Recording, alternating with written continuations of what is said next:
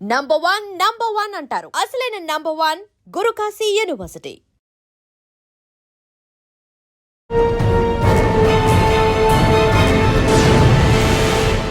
Welcome to crime diaries. ఈ వారం మన గెస్ట్ 2009 బ్యాచ్ పోలీస్ ఆఫీసర్ పేరు కె కిషోర్ బాబు గారు, ట్రాఫిక్ ఇన్స్పెక్టర్ బెజవాడ.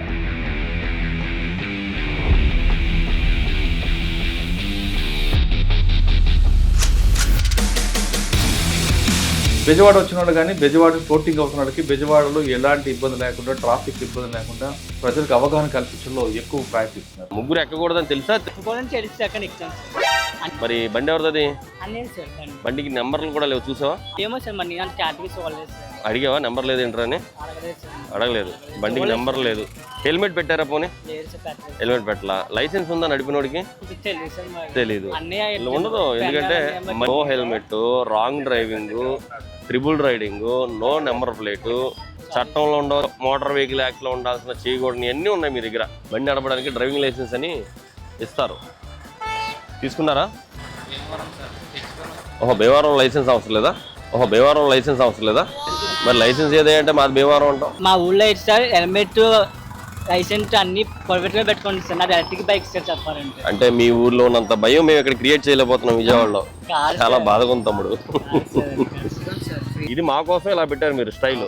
మిమ్మల్ని చూసి అందరూ ఫాలో అయితే అందరూ ఇలా పెట్టుకుని తిరిగితే మీకు ఓకేనా? విజయవాడలో ట్రాఫిక్ వైలేట్ చేయడం, వాళ్ళకి మీరు ఎన్ఫోర్స్మెంట్ చేయడం, వాళ్ళకి ఫైన్ వేయడం, కానీ ఎడ్యుకేట్ చేయడం అన్నది కాన్సెప్ట్ ఎందుకు తీసుకున్నారు? దీంట్లో వచ్చే మీకు స్ట్రగుల్స్ ఎలా ఉన్నాయి, బెనిఫిట్స్ ఎలా? విజయవాడ ఎన్టీఆర్ డిస్ట్రిక్ట్ కమిషనర్ గారు శ్రీ ఎస్వి రాజశేఖర్ బాబు ఐపీఎస్ గారు, నిజంగా ఆయనకి మేము రుణపడి ఉంటాము.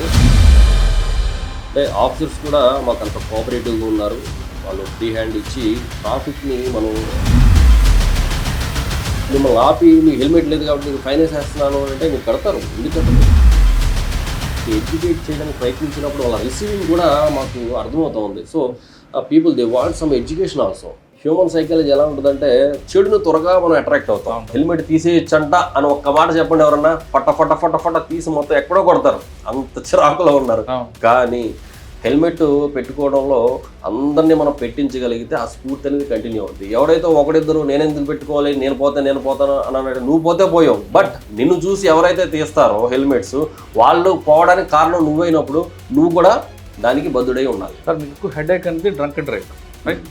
అటువంటి కేసుల్లో మీకు బాగా ఫన్ ఉంది కానీ ఆల్కహాల్ ఆల్రెడీ లోపల ఉంది అంటే ఇంకా ఆడుకున్న గట్స్ ఇంకెవరికి ఉండవు. సో ఏమైనా చేసేస్తాడు. అవసరమైతే పబ్లిక్లో తీసి డబ్బులు ఎంత ఇవ్వాలి, కొంతమంది చేస్తారు, కొంతమంది యాక్టింగ్ చేస్తారు. మామూలు యాక్టింగ్ కాదు, ఇంకా ఆస్కార్కి నామినేట్ అయ్యే వాళ్ళు కూడా చాలా మంది ఉన్నారు మా దగ్గర. స్టిల్ ఆఖరికి వాళ్ళతో ఊదించలేక వీడితో పడలేమని చెప్పి తీసుకెళ్ళి లాండ్ ఆర్డర్ చెప్పిన రోజులు కూడా ఉన్నాయి. సార్, తాగి మీకు దొరికాడు వాడు joke. Welcome to crime diaries. ఈ వారం మన గెస్ట్ 2009 బ్యాచ్ పోలీస్ ఆఫీసర్ పేరు కె కిషోర్ బాబు గారు, ట్రాఫిక్ ఇన్స్పెక్టర్ బెజవాడ. బెజవాడ అనగానే ట్రాఫిక్ గురించి ప్రత్యేక కార్యక్రమం చేపట్టారు బెజవాడ కమిషనర్ రాజశేఖర్ బాబు. బెజవాడ వచ్చిన వాళ్ళు కానీ బెజవాడ ఫ్లోటింగ్ అవుతున్నాడికి బెజవాడలో ఎలాంటి ఇబ్బంది లేకుండా, ట్రాఫిక్ ఇబ్బంది లేకుండా ప్రజలకు అవగాహన కల్పించడంలో ఎక్కువ ప్రయత్నిస్తున్నారు. సాధారణంగా ట్రాఫిక్ అనగానే 3 ఈలు ఉంటాయి. 1 ఎడ్యుకేషన్, 2 ఎన్ఫోర్స్మెంట్, 3 ఇంజనీరింగ్. ఇంజనీరింగ్ విభాగం సెపరేట్ కాబట్టి పోలీస్ డిపార్ట్మెంట్లో ఎన్ఫోర్స్మెంట్, ఎడ్యుకేషన్ చేయడంలో ఎక్కువ ప్రాధాన్యత ఇస్తున్నారు. అందులో ఎన్ఫోర్స్మెంట్ చేయడం అనేది కాకుండా ఎన్ఫోర్స్మెంట్తో పాటు ప్రజలకి అవగాహన కల్పించాలి, ఎడ్యుకేట్ చేయాలనేది కమిషనర్ గారి ముఖ్య ఉద్దేశం. అందుకు అనుగుణంగా వాళ్ళకు ఒక టీం ఏర్పాటు చేసి హోంగార్డ్ దగ్గర నుండి అడిషనల్ డీసీపీ వరకు ఒక ప్రత్యేక బృందం ఏర్పాటు చేయడం, ప్రజలకు అవగాహన కల్పించడం అనేది బెజవాడ పోలీసుల యొక్క ఒక ఐకాన్. సాధారణంగా ట్రాఫిక్ వైడర్స్ కనబడితే వాళ్ళకి చలానా వేయడం, పంపడం, వెహికల్ సీజ్ చేయడం అనేది కాకుండా వాళ్ళకి అవగాహన కల్పించడం, ఆ అవగాహనలో వాళ్ళతో కాసేపు కామెడీ చేయడం, వాళ్ళకి జరిగిన నష్టాల గురించి వివరించడమే కాకుండా వాళ్ళు ఎంత విసిగించినా ఏమాత్రం సహనం కోల్పోకుండా మాట్లాడడం బెజవాడ ట్రాఫిక్ పోలీసుల యొక్క ప్రత్యేకత. అటువంటి బృందాన్ని మేము పరిచయం చేస్తున్నాం. ఆ బృందం ఆ ఓపిక ఎక్కడి నుంచి వస్తుంది, వాళ్ళకి ఎలాంటి ట్రాఫిక్ పరిస్థితి ఎదురవుతున్నారు, వాళ్ళతో మాట్లాడుతున్నప్పుడు వాళ్ళకున్న సహనం ఎంత, ఆ ఎనర్జీ ఎక్కడి నుంచి వస్తుంది, ఉదయం నుంచి సాయంత్రం వరకు ఆ ఎనర్జీ కాపాడుకోవడానికి వాళ్ళు చేస్తున్న కృషి ఏంటో వాళ్ళని తెలుసుకుందాం. అందులో ముఖ్యంగా ఇప్పుడు మనతో మాట్లాడడానికి సాధారణంగా ప్రతి సోషల్ మీడియాలో ఎక్కువగా వైరల్ అవుతున్న ఇన్స్పెక్టర్ కిషోర్ బాబు గారు ఉన్నారు, ఆయన తెలుసు. సార్ నమస్తే అండి. నమస్తే సార్. ముందుగా బెజవాడ ట్రాఫిక్ యూనిట్కి నా సెల్యూట్ అండి. ఎందుకంటే ఎంత ఓపిక అంటే అసలు మాట్లాడడం, అవతల వ్యక్తి ఎంత ఇరిటేట్ చేసినా ముగ్గురు ఎక్కకూడదని తెలుసా? తెలిసి అక్కడ ఎక్కాను సార్. మరి బండి ఎవరిది? అన్నీ సార్ బండి. బండికి నెంబర్లు కూడా లేవు, చూసావా? ఏమో సార్ మరి నేను క్యాటగిరీ చూడలేదు సార్. అడిగావా నెంబర్ లేదేంట్రా అని? అడగలేదు సార్. అడగలేదు. బండికి నెంబర్ లేదు. హెల్మెట్ పెట్టారా పోనీ? లేదు సార్ పెట్టలేదు. హెల్మెట్ పెట్టలా. లైసెన్స్ ఉందా నడిపినోడికి? తెలియదు సార్ మరి. తెలీదు. అన్నీ ఉండదు. ఎందుకంటే no helmet, wrong driving, triple riding, no number plate, చట్టంలో ఉండ మోటార్ వెహికల్ యాక్ట్లో ఉండాల్సిన చేయకూడని అన్నీ ఉన్నాయి మీ దగ్గర. బండి నడపడానికి డ్రైవింగ్ లైసెన్స్ అని ఇస్తారు, తీసుకున్నారా? భీమవరం లైసెన్స్ అవసరం లేదా? మరి లైసెన్స్ ఏదంటే మాది భీమవరం అంటాం. మా ఊళ్ళో అయితే సార్ హెల్మెట్ లైసెన్స్ అన్ని పర్ఫెక్ట్గా పెట్టుకోండి సార్. నాది ఎలక్ట్రిక్ బైక్ సార్ చెప్పాలంటే. అంటే మీ ఊర్లో ఉన్నంత భయం మేము ఇక్కడ క్రియేట్ చేయలేకపోతున్నాం విజయవాడలో. చాలా బాధగా ఉంది తమ్ముడు. ఇది మా కోసం ఇలా పెట్టారు మీరు స్టైల్. మిమ్మల్ని చూసి అందరూ ఫాలో అయితే అందరూ ఇలా పెట్టుకుని తిరిగితే మీకు ఓకేనా? ఎందుకు మంచిది కాదు? ఇలా ఎందుకు పెట్టారు? ఏదో అనుకుంటున్నారు ప్రతిదీ కెమెరాస్లో రికార్డ్ అవుతుంది, అక్కడ పడిపోతున్నాయి హెల్మెట్ పెట్టకపోయినా, మీరు సిగ్నల్ జంప్ చేసినా పడిపోతూ ఉన్నాయి. సో ప్రమాదకరమైన రీతిలో బండి నడుపుతున్నందుకు మీకు ఒక ఫైన్ వేయాలా, కానీ కనీసం హెల్మెట్ పెట్టారన్న దృక్పథంతో మేము పంపిస్తాం. ఇంకోసారి రిపీట్ చేయండి. మీరు ఈ బండి మీద వచ్చారమ్మా? ఏమవుతారు మీరు? మీ అబ్బాయా?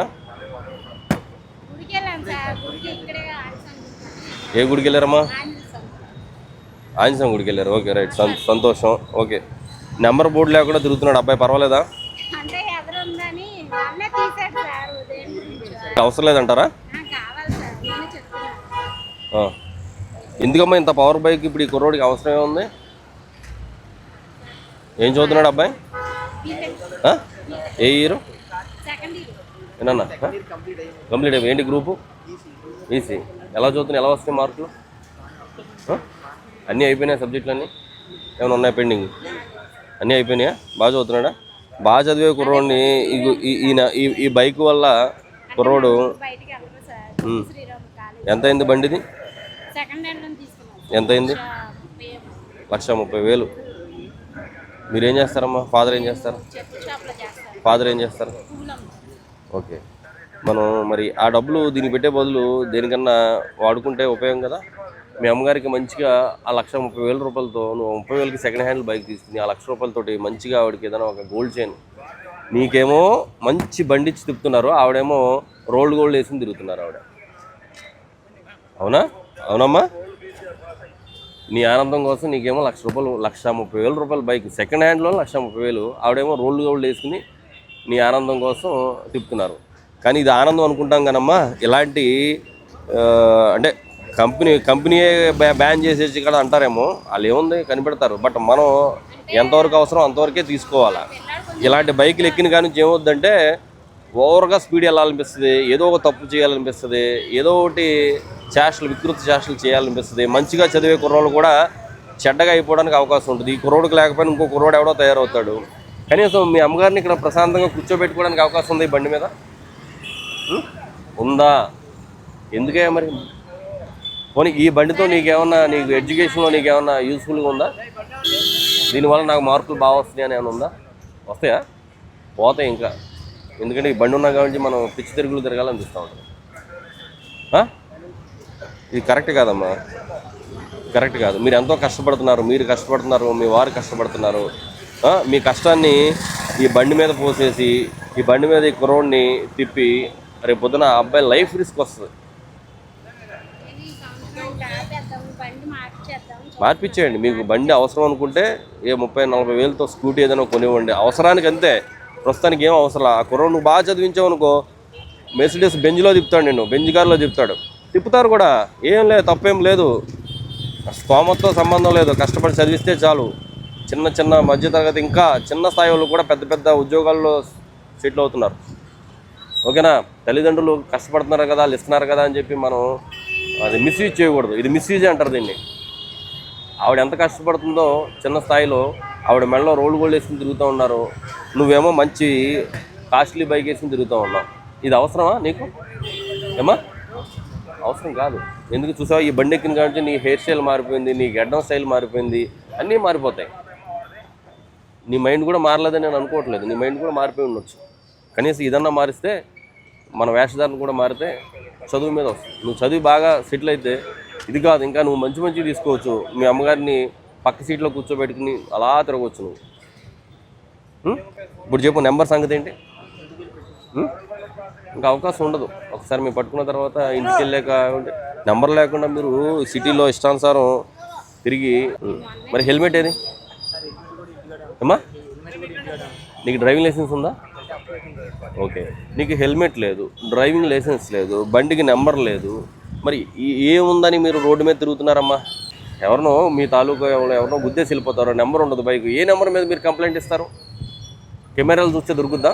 ఏ మాత్రం ముఖం మీద విసుగు లేకుండా నవ్వుతూ ఆయనకి చొరకలు అంటిస్తూ, తాగిన వాళ్ళైతే వాళ్ళకి ఇంకో రకంగా చొరకలు ఇస్తూ మీరు మీ టీం చాలా బాగా చేస్తారు.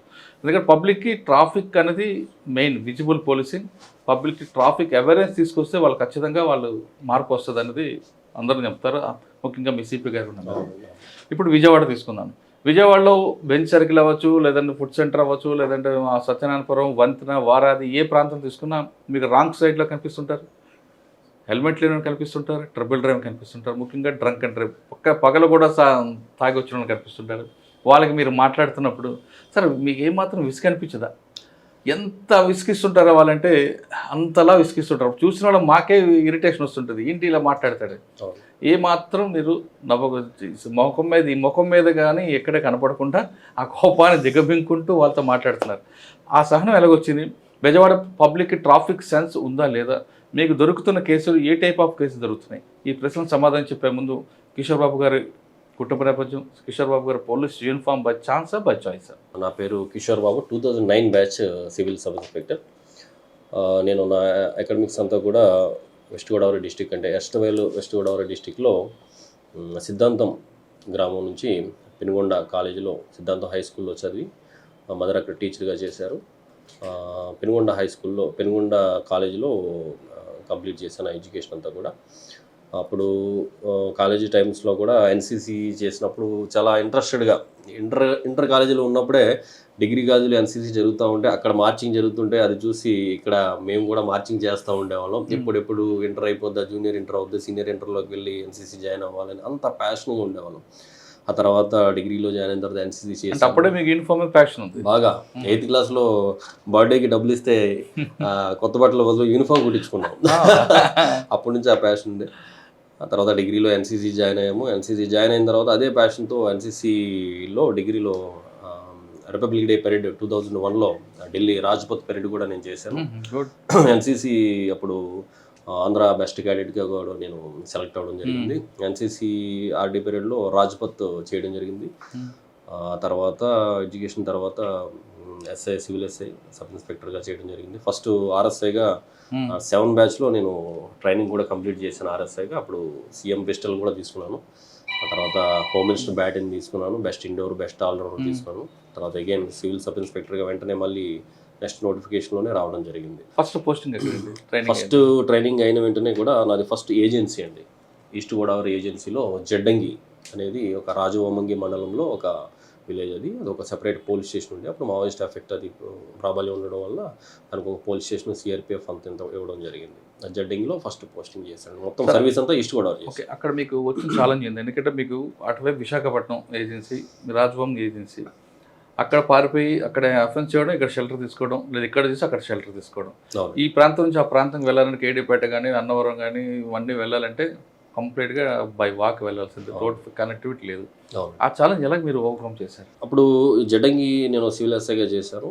అప్పుడు నెంబర్ ఆఫ్ మూమెంట్స్, మరి గ్రేవన్స్ పార్టీస్తో కావచ్చు, స్పెషల్ పార్టీస్తో కావచ్చు, డెఫినెట్గా మీరు చెప్పిన ఏరియాస్ అన్నీ కూడా చాలా ఎఫెక్టెడ్ ఏరియాస్ అన్నీ కూడా మారేడుమిల్లి, ఆ పైన డొంకర ఇదంతా కూడా చాలా ఇదిగా ఉండేది. సో ఏదైనప్పుడు కూడా బేసింగ్ అంది ఇన్ఫర్మేషన్ మాత్రమే, ఆఫీసర్స్ ఇన్స్ట్రక్షన్స్ ప్రకారం పక్కాగా మ్యాపింగ్ అది చేసుకుని బై ఇన్ఫర్మేషన్ మాత్రమే మేము వెళ్ళడం కానీ, ఆంబుష్లు వేయడం కానీ, లేకపోతే అక్కడ మనకున్న ఆపరేషన్ ఏదైతే ఉందో ఆపరేషన్ కంప్లీట్ చేసుకుని రావడం కానీ జరిగేది. మీరు చెప్పినట్టుగా మనకి గోదావరి ఏదైతే ఉందో, గోదావరి వాళ్ళు షెల్టర్ బేస్ కింద ఈ పరివాహక ప్రాంతం అంతా కూడా తీసుకోవడం కావచ్చు. ఒక్కొక్కసారి ఇమీడియట్గా అవతల వైపు వెళ్ళి దేవీపట్నం వైపు అటువైపు వెళ్ళటం కానీ, పోలవరం అటు సైడ్ వెళ్ళటం కానీ, ఇటువైపు రావడం కానీ, ఆ మూమెంట్ కూడా మేము చూసేవాళ్ళం. మ్యాక్సిమం అంతా కూడా మారేడుమిల్లి, ఆ పైన డొంకరాయి, ఇదంతా కూడా బాగా డీప్ ఏరియాస్లో కూడా ఆ పీరియడ్లో మీకు బాగా గుర్తుండిపోయిన సంఘటన చెప్పండి. గుర్తుండిపోయే సంఘటన అంటే నెంబర్ ఆఫ్ మూమెంట్స్కి వెళ్ళాము, నెంబర్ ఆఫ్ ఇష్యూస్లో పార్టిసిపేట్ చేసాము. పర్సనల్గా నేనైతే నాకు అక్కడ మలేరియా సివియర్గా అటాక్ట్ అయ్యి నేను రాగానే నాకు మేజర్ సర్జరీ కూడా అయిందండి. సివియర్ మలేరియా ఎఫెక్ట్ అయ్యాను నేను. అంటే ఆపరేషన్స్ అవన్నీ ఒక ఎత్తు అయితే పర్సనల్ లైఫ్లో నేను మేజర్ సర్జరీని అక్కడ ఫేస్ చేయాల్సి వచ్చింది మలేరియా ఎఫెక్ట్ అయ్యి. సో రిగార్డింగ్ ఆపరేషన్స్ సంబంధించి అయితే కొన్ని ఏరియాస్లో డంప్స్ రికవరీ చేయడం కానీ, ఈస్ట్ గోదావరి స్పెషల్ పార్టీస్ నుంచి మేము లీడ్ చేసి డంప్స్ రికవరీ చేయడం కానీ, ఎవరైతే మిలీషియా ఉంటారో వాళ్ళని సరెండర్ చేయించడం కానీ అప్పుడు ఆఫీసర్స్ గైడెన్స్లో చేయడం జరిగింది. కానీ అక్కడ ఐఏఎస్లో కిడ్నాప్ జరిగింది, ఇదే మీరు పనిచేసింది ఒకప్పుడు. అది బాగా లాంగ్ బ్యాక్ అండి. అది కానీ దాని సిమ్టమ్స్ అక్కడక్కడ కనిపిస్తుంటాయి, వినిపిస్తుంటాయి. అయితే మనకి ఈస్ట్ గోదావరి అనేది టోటల్గా మీరు అన్నట్టుగా షెల్టర్ జోన్ అండి. ఆల్మోస్ట్ మీరు చూసుకున్నట్టయితే కనుక మేజర్ ఇన్సిడెంట్స్ అంటే ఫస్ట్ ఏకే కూడా మన ఏరియాలో రికవరీ అయింది అంటారు లాంగ్ బ్యాక్. చెప్పిన ప్లేస్ గేట్వే ఆఫ్ ఏఓబి అంటారు దాన్ని. డెఫినెట్గా మరి మీరు అటువైపు వెళ్తున్న వాళ్ళని లేదా వస్తున్న వాళ్ళని మీరు ఏమైనా ఆపేవారా? ఇప్పుడు నేను చెప్పిన 2000 ఏదైతే 10 ఏరియాలో నేను జడ్డంగిలో పనిచేసినప్పుడు సిఆర్పిఎఫ్ జడ్డంగి ప్రతి పోలీస్ స్టేషన్కి సిఆర్పిఎఫ్ ప్రొడక్షన్ ఉండేది. సో అల్టిమేట్గా ప్రతిరోజు వెహికల్ చెకింగ్ కండక్ట్ చేయడం కానీ, సర్ప్రైజ్ రైడ్లు కండక్ట్ చేయడం కానీ, సంతలో మెయిన్ అక్కడ ఫెయిర్స్ అండ్ ఫెస్టివల్స్ కానీ, లేకపోతే షాండీస్ కానీ కవర్ చేయడం కానీ. షాండీస్ అంటే ఇప్పుడు మన సంతలు జరుగుతూ ఉంటాయి. సంతలో వాళ్ళు కూడా ఆల్మోస్ట్ ఏదైనా ఐటమ్స్ తీసుకోవాలన్నా చేయాలన్నా కానీ వాళ్ళు కూడా రావటం. అలాగే సంతలు కవర్ చేయడానికి మన పార్టీస్ వెళ్ళడానికి వచ్చే రూట్లు ఏవైతే ఉంటాయో రూట్లో వాళ్ళు ల్యాండ్ మైన్స్ పెట్టడం కానీ, క్లైమర్ మైన్స్ పెట్టడం కానీ, అంబుష్లు ఇవన్నీ కూడా ప్లాన్ చేయడం. అవన్నీ కూడా మనకి ఏడుగురాలపల్లి ఏఓబి ఉంది. ఏడుగురాలపల్లి నుంచి ఇదివరకు లోపలికి అవుట్ పోస్ట్ ఒకటి ఉండేది. అక్కడికి వెళ్ళి వచ్చేటప్పుడు జరిగాయి. మేము చాలాసార్లు వెళ్ళి వచ్చాము, మాకు ఎప్పుడు ఇన్సిడెంట్ జరగలేదు. మేము వచ్చిన తర్వాత అక్కడ ఇన్సిడెంట్ జరిగింది. మన పార్టీ సిఆర్పిఎఫ్ పార్టీ అక్కడ ఇదవడం జరిగింది, షాండీ కవర్ చేసుకుని వస్తూ ఉంటే జరిగింది. సో నెంబర్ ఆఫ్ ఇన్సిడెంట్స్ అన్నీ కూడా. బట్ అక్కడ అఫెన్స్ చేయడానికి అయితే త్వరగా ఈ మధ్యకాలంలో అయితే నాకు తెలిసినంత వరకు మేమున్నంత టైంలో అఫెన్స్ చేయడానికి అయితే అంత స్పీడ్గా ఎక్కడా కూడా నోట్ కాదు. యాక్చువల్గా ట్రాన్స్పోర్ట్ వే కదండి వాళ్ళకి. అంతే ఆ కారిడార్ ట్రాన్స్పోర్ట్ కారుగా పెట్టుకున్నారు ఏఓబీలకు వెళ్ళడానికి. అవునండి. అక్కడ అఫెన్స్ చేస్తే మీకు వాళ్ళకి ఇంకా వేరే మార్గం ఉండదు, వేరే అవకాశం కూడా ఉండదు, తినడానికి తిండి కూడా దొరకదు. ఓకే, అక్కడ నుండి ఎక్కడికి వచ్చారు నెక్స్ట్? సో జడ్డంగి తర్వాత అప్పుడు ఈస్ట్ గోదావరి మన కాకినాడ సెజ్ ఏరియాలో బాగా గొడవలు జరుగుతూ ఉండేవి. సెజ్ యాక్టివిటీస్ సంబంధించిన ల్యాండ్ ఎక్విజిషన్ కానీ అప్పట్లో గొడవలు జరుగుతూ ఉండేవి. అప్పట్లో అక్కడ ల్యాండ్ ఆర్డర్ ప్రాబ్లం వచ్చి అక్కడ ఎస్ఐ గారిని వేరే చోటికి ట్రాన్స్ఫర్ చేయడం జరిగింది. అక్కడ ఎవరిని వేస్తే బాగుంటుందన్న క్రమంలో నేను అక్కడ పిఠాపురం దగ్గర ఉప్పాడ కొత్తపల్లిలో ప్రొవిషనరీ ఎస్ఐగా చేయడం, ఎస్సీజెడ్ యాక్టివిటీస్లో కొద్దిగా యాక్టివ్గా పార్టిసిపేట్ చేయడంతో నా పేరు సీనియర్ ఆఫీసర్స్ సజెస్ట్ చేయడం, వెంటనే ఏజెన్సీ నుంచి మళ్ళీ నేను అక్కడికి రావడం. మీకు ఏజెన్సీలో చేసినప్పుడు కూడా రిమార్కబుల్గా నేను అక్కడ ఈ మన ఏజెన్సీలో డ్రాప్ అవుట్స్ వాళ్ళందరూ కూడా అప్పట్లో నాకు కానిస్టేబుల్ ఎస్ఐస్ నోటిఫికేషన్ పడితే వాళ్ళందరినీ డ్రాప్ అవుట్స్ అందరినీ కూడా ఆటోస్ వెహికల్స్ పెట్టి కిందకి రప్పించి 80 మెంబర్స్ని తీసుకెళ్ళి హెడ్ క్వార్టర్కి తీసుకెళ్ళి వాళ్ళందరినీ కూడా అప్లికేషన్స్ పెట్టించాను వాళ్ళ చేత. వాళ్ళకి రోజు మీరు నమ్ముతారో లేదో అక్కడ లోకల్గా ఉండే పీఈటీస్ పాపం వాళ్ళు కూడా బయట ఎక్కడో వేరే అర్బన్ ఏరియాస్లో సెలెక్ట్ అయ్యి ఇక్కడికి వచ్చి ఉంటారు పీఈటీస్. నా ఏజ్ పీపుల్ ఎవరైనా ఉంటాయి ఎంప్లాయీస్, వాళ్ళందరినీ పిలిచి సరదాగా వాళ్ళతో స్నాక్స్ అది పెట్టించి ఆ పీఈటీస్ని తీసుకుని ఈ ఏజెన్సీ పిల్లలు డ్రాప్ అవుట్స్ అందరికీ కూడా అప్లికేషన్ పెట్టించి వాళ్ళతో ప్రతిరోజు మార్నింగ్ అక్కడ ఆ ఈవెంట్స్ కండక్ట్ చేసేవాళ్ళం అండి. డైలీ 5 km అంటే వీక్లీ 5 km పెట్టేవాళ్ళం. ఉమెన్కి అయితే 2.5 పెట్టేవాళ్ళం. హై జంపు, లాంగ్ జంపు ఇవన్నీ కూడా. అలాగే మనకి కాకినాడలో శ్యామ్ ఇన్స్టిట్యూట్ ఉంటుంది, మనకి ఎస్ఐసి కానిస్టేబుల్కి కోచింగ్ ఇస్తూ ఉంటారు. ఆ శ్యామ్ ఇన్స్టిట్యూట్ శ్యామ్ గారిని కూడా రిక్వెస్ట్ చేసి మాకు అక్కడికి ఏజెన్సీకి తీసుకొచ్చి ఆయనతో క్లాసులు ఇప్పించి ఆయనతో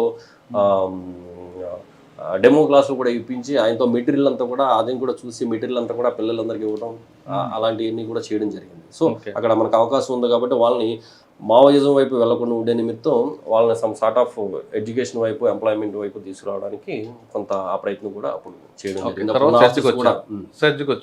తర్వాత సెజ్లో ఇక్కడ ఇష్యూస్ అయ్యి ఇక్కడ గొడవలు అవ్వడం, ఎస్ఐ గారిని వేరే చోట ట్రాన్స్ఫర్ చేయడం, అప్పుడు నా పేరు నామినేట్ చేయడం, నేను మళ్ళీ అక్కడికి వెళ్ళి తొండంగి ఏరియాలో నేను చేయడం, అక్కడ 3.5 years కంటిన్యూ ఏ ఇష్యూస్ లేకుండా ఎవరి వల్ల అయితే అక్కడ ఇష్యూస్ వచ్చినాయో వాళ్ళందరూ కూడా నాకు అక్కడ సపోర్ట్ చేయడం, అంటే బేసిక్గా అంతే అక్కడ ఉన్న కౌన్సిలింగ్ కానీ అవేర్నెస్ కానీ క్రియేట్ చేసుకుంటూ వితౌట్ ఇష్యూస్ అక్కడ ఏమీ లేకుండానే అంతా కూడా నా టెన్యూర్ అంతా కంప్లీట్ చేసుకుని బయటికి రావడం జరిగింది. ఓకే, నెక్స్ట్ ఎక్కడికి వచ్చారండి? నెక్స్ట్ అక్కడ నుంచి కాకినాడ 3 town, అక్కడ నుంచి మళ్ళీ అనపర్తి నుంచి పెదపూడి చేస్తున్నప్పుడు ఒక భవానీ జ్యువెలరీస్ అని చెప్పేసి ఒక జ్యువెలరీ షాప్. పెదపూడికి వెళ్ళే ముందు అనపర్తి కాకినాడలో చాలా కాకినాడలో తక్కువ టైమే చేశానండి, యాక్చువల్గా 8 months అలా చేశాను. అనపర్తి ఆ తర్వాత అనపర్తి వెళ్ళాను. అనపర్తిలో 2.5 years చేశాను.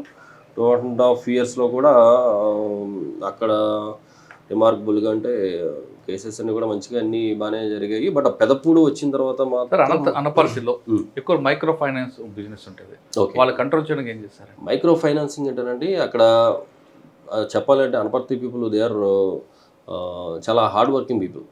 వాళ్ళు ఫైనాన్స్ చేయడానికి చాలా దూర ప్రాంతాలకు వెళ్ళి చేసి వస్తూ ఉంటారు. బట్ మీరు చెప్పినట్టుగా ఇల్లీగల్గా లేకపోతే హెవీ ఇంట్రెస్ట్లు అనేవన్నీ కూడా కొంతమంది వెరీ లిటిల్ పీపుల్ చేస్తూ ఉంటారు. వాళ్ళ కోర్టుల ద్వారా వాళ్ళు పడుతూ ఉంటారు, పబ్లిక్ని ఇబ్బంది పెడతా ఉంటారు. అలాంటి సంబంధించి ఏదైనా ఇష్యూస్ వచ్చినప్పుడు చీటింగ్ కేసులు బుక్ చేయడం కానీ ప్రాపర్గా ఛార్జ్ షీట్లు వేయడం కానీ ఇన్ని కూడా అక్కడ చేసేవాళ్ళం అండి. Okay, next Pedapudi. నెక్స్ట్ అక్కడ నుంచి పెదపూడి అండి. పెదపూడి వచ్చిన తర్వాత మీకు పెదపూడిలో ఒక జ్యువెలరీ షాపు బర్గ్లరీ జరిగింది.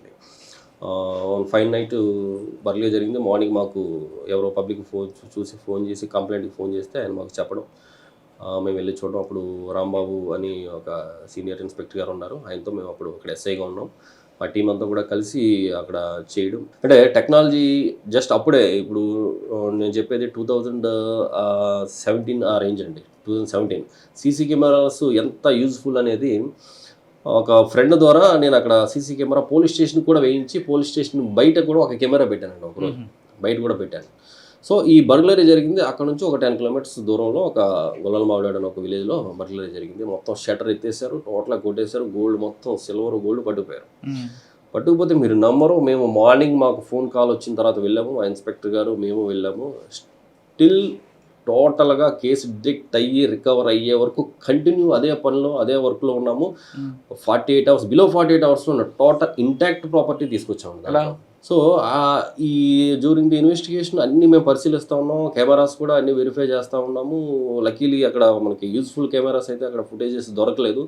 వాళ్ళు ఏ సైడ్కి వెళ్ళారు అనేది, బట్ వాళ్ళ అఫెన్స్కి వెళ్తుండగా మనకి ఐడెంటిఫై అయిపోయింది, బట్ ప్రాపర్గా లేదు. సో ఏ డైరెక్షన్లో వెళ్ళారు ఎటు వెళ్ళారు అనేది మనకు తెలియలేదు. అప్పుడు తర్వాత అక్కడ నుంచి అన్నీ వెరిఫై చేసుకుంటే ఫైనల్గా ఒక డైరెక్షన్లో కాకినాడ వైపు వెళ్ళారా లేదా అనేది మన కన్ఫర్మేషన్ కోసం స్టేషన్ దగ్గర ఉన్న కెమెరా పనిచేసిందండి. స్టేషన్ దగ్గర ఉన్న కెమెరా, అరే మన కెమెరా స్టేషన్లో ఉంది కదా అని చెప్పేసి చూస్తే డైరెక్షన్ కాకినాడకి కనెక్ట్ అయింది. సో ఆ కాకినాడ కెమెరాస్ అన్నీ కూడా టీమ్స్ అన్నీ కూడా వెరిఫై చేసుకుంటూ వెళ్తే అంటే మనం ఇప్పుడు ఓపెన్గా చెప్పకూడదు కానీ ఒక మంచి ప్లేస్లో చాలా అసలు ఎంత ఇదంటే ఒక ఇంటర్వ్యూకి వచ్చినట్టు దొరికారు వాళ్ళు. ఫుల్ ఫేస్ టోటల్ క్లారిటీతో చాలా అసలు తాగుతూ దొరికారు. చాలా అసలు క్లోజ్అప్ లో దొరికినాయి విజువల్స్. అంటే మన కోసమే అక్కడికి వెళ్ళినట్టుగా ఉంది. బట్ అది విజువల్స్ తీయడానికి ఒక 10-15 hours కష్టపడ్డారు. విజువల్స్ బ్యూటిఫుల్ విజువల్స్ దొరికినాయి. విజువల్స్ బేస్ చేసుకుని ఎవరెవరు ఏంటి అనేది వెరిఫై చేసుకుంటే మనకి హిస్టరీలో ఒకడు ఐడెంటిఫై అయ్యాడు. వాడిని చూడడానికి వెళ్తే వాడు కన్ఫెస్ చేసాడు. తర్వాత అప్పటికే ప్రాపర్టీ సెపరేట్ చేసుకుని సెపరేట్ అయిపోయారు. ఆ తర్వాత అందరూ కూడా దొరకడం, ఇంటాక్ట్ ప్రాపర్టీ మూటలో పెట్టడం. ఆల్మోస్ట్ కేజీ బంగారం, సిల్వర్ అయితే 8-9 kgs సిల్వరు అంతా కూడా టోటల్గా ఆ రోజు రికవర్ చేసి కంప్లైంట్ని మనం ఇవ్వడం జరిగింది, కోర్టులో ప్రొడ్యూస్ చేయడం జరిగింది. పెదపూడిలో ఈ కేసు అయిన వెంటనే ఎంత అంటే ఒక్కొక్కసారి లైఫ్లో ఎలా ఉంటుందంటే మంచి బ్యూటిఫుల్ కేసు చేసాము, మంచి అవార్డు తీసుకున్నాం, వెంటనే ప్రమోషన్ అండి. అవునా? అంటే దానికోసం కాదు, జనరల్గా కూడా ప్రమోషన్ టైం అయింది, ప్యానల్ వచ్చేసింది, వెంటనే ప్రమోషన్ తీసుకుని అక్కడ నుంచి కృష్ణా జిల్లా, అప్పుడు అరెస్ట్ వ్యాలీ టోటల్ కృష్ణాలో ఎస్బీ స్పెషల్ బ్రాంచ్ ఇన్స్పెక్టర్గా సర్వశ్రేష్ఠ త్రిపాఠి సారు ఇక్కడ ఎస్పీగా ఉన్నారు.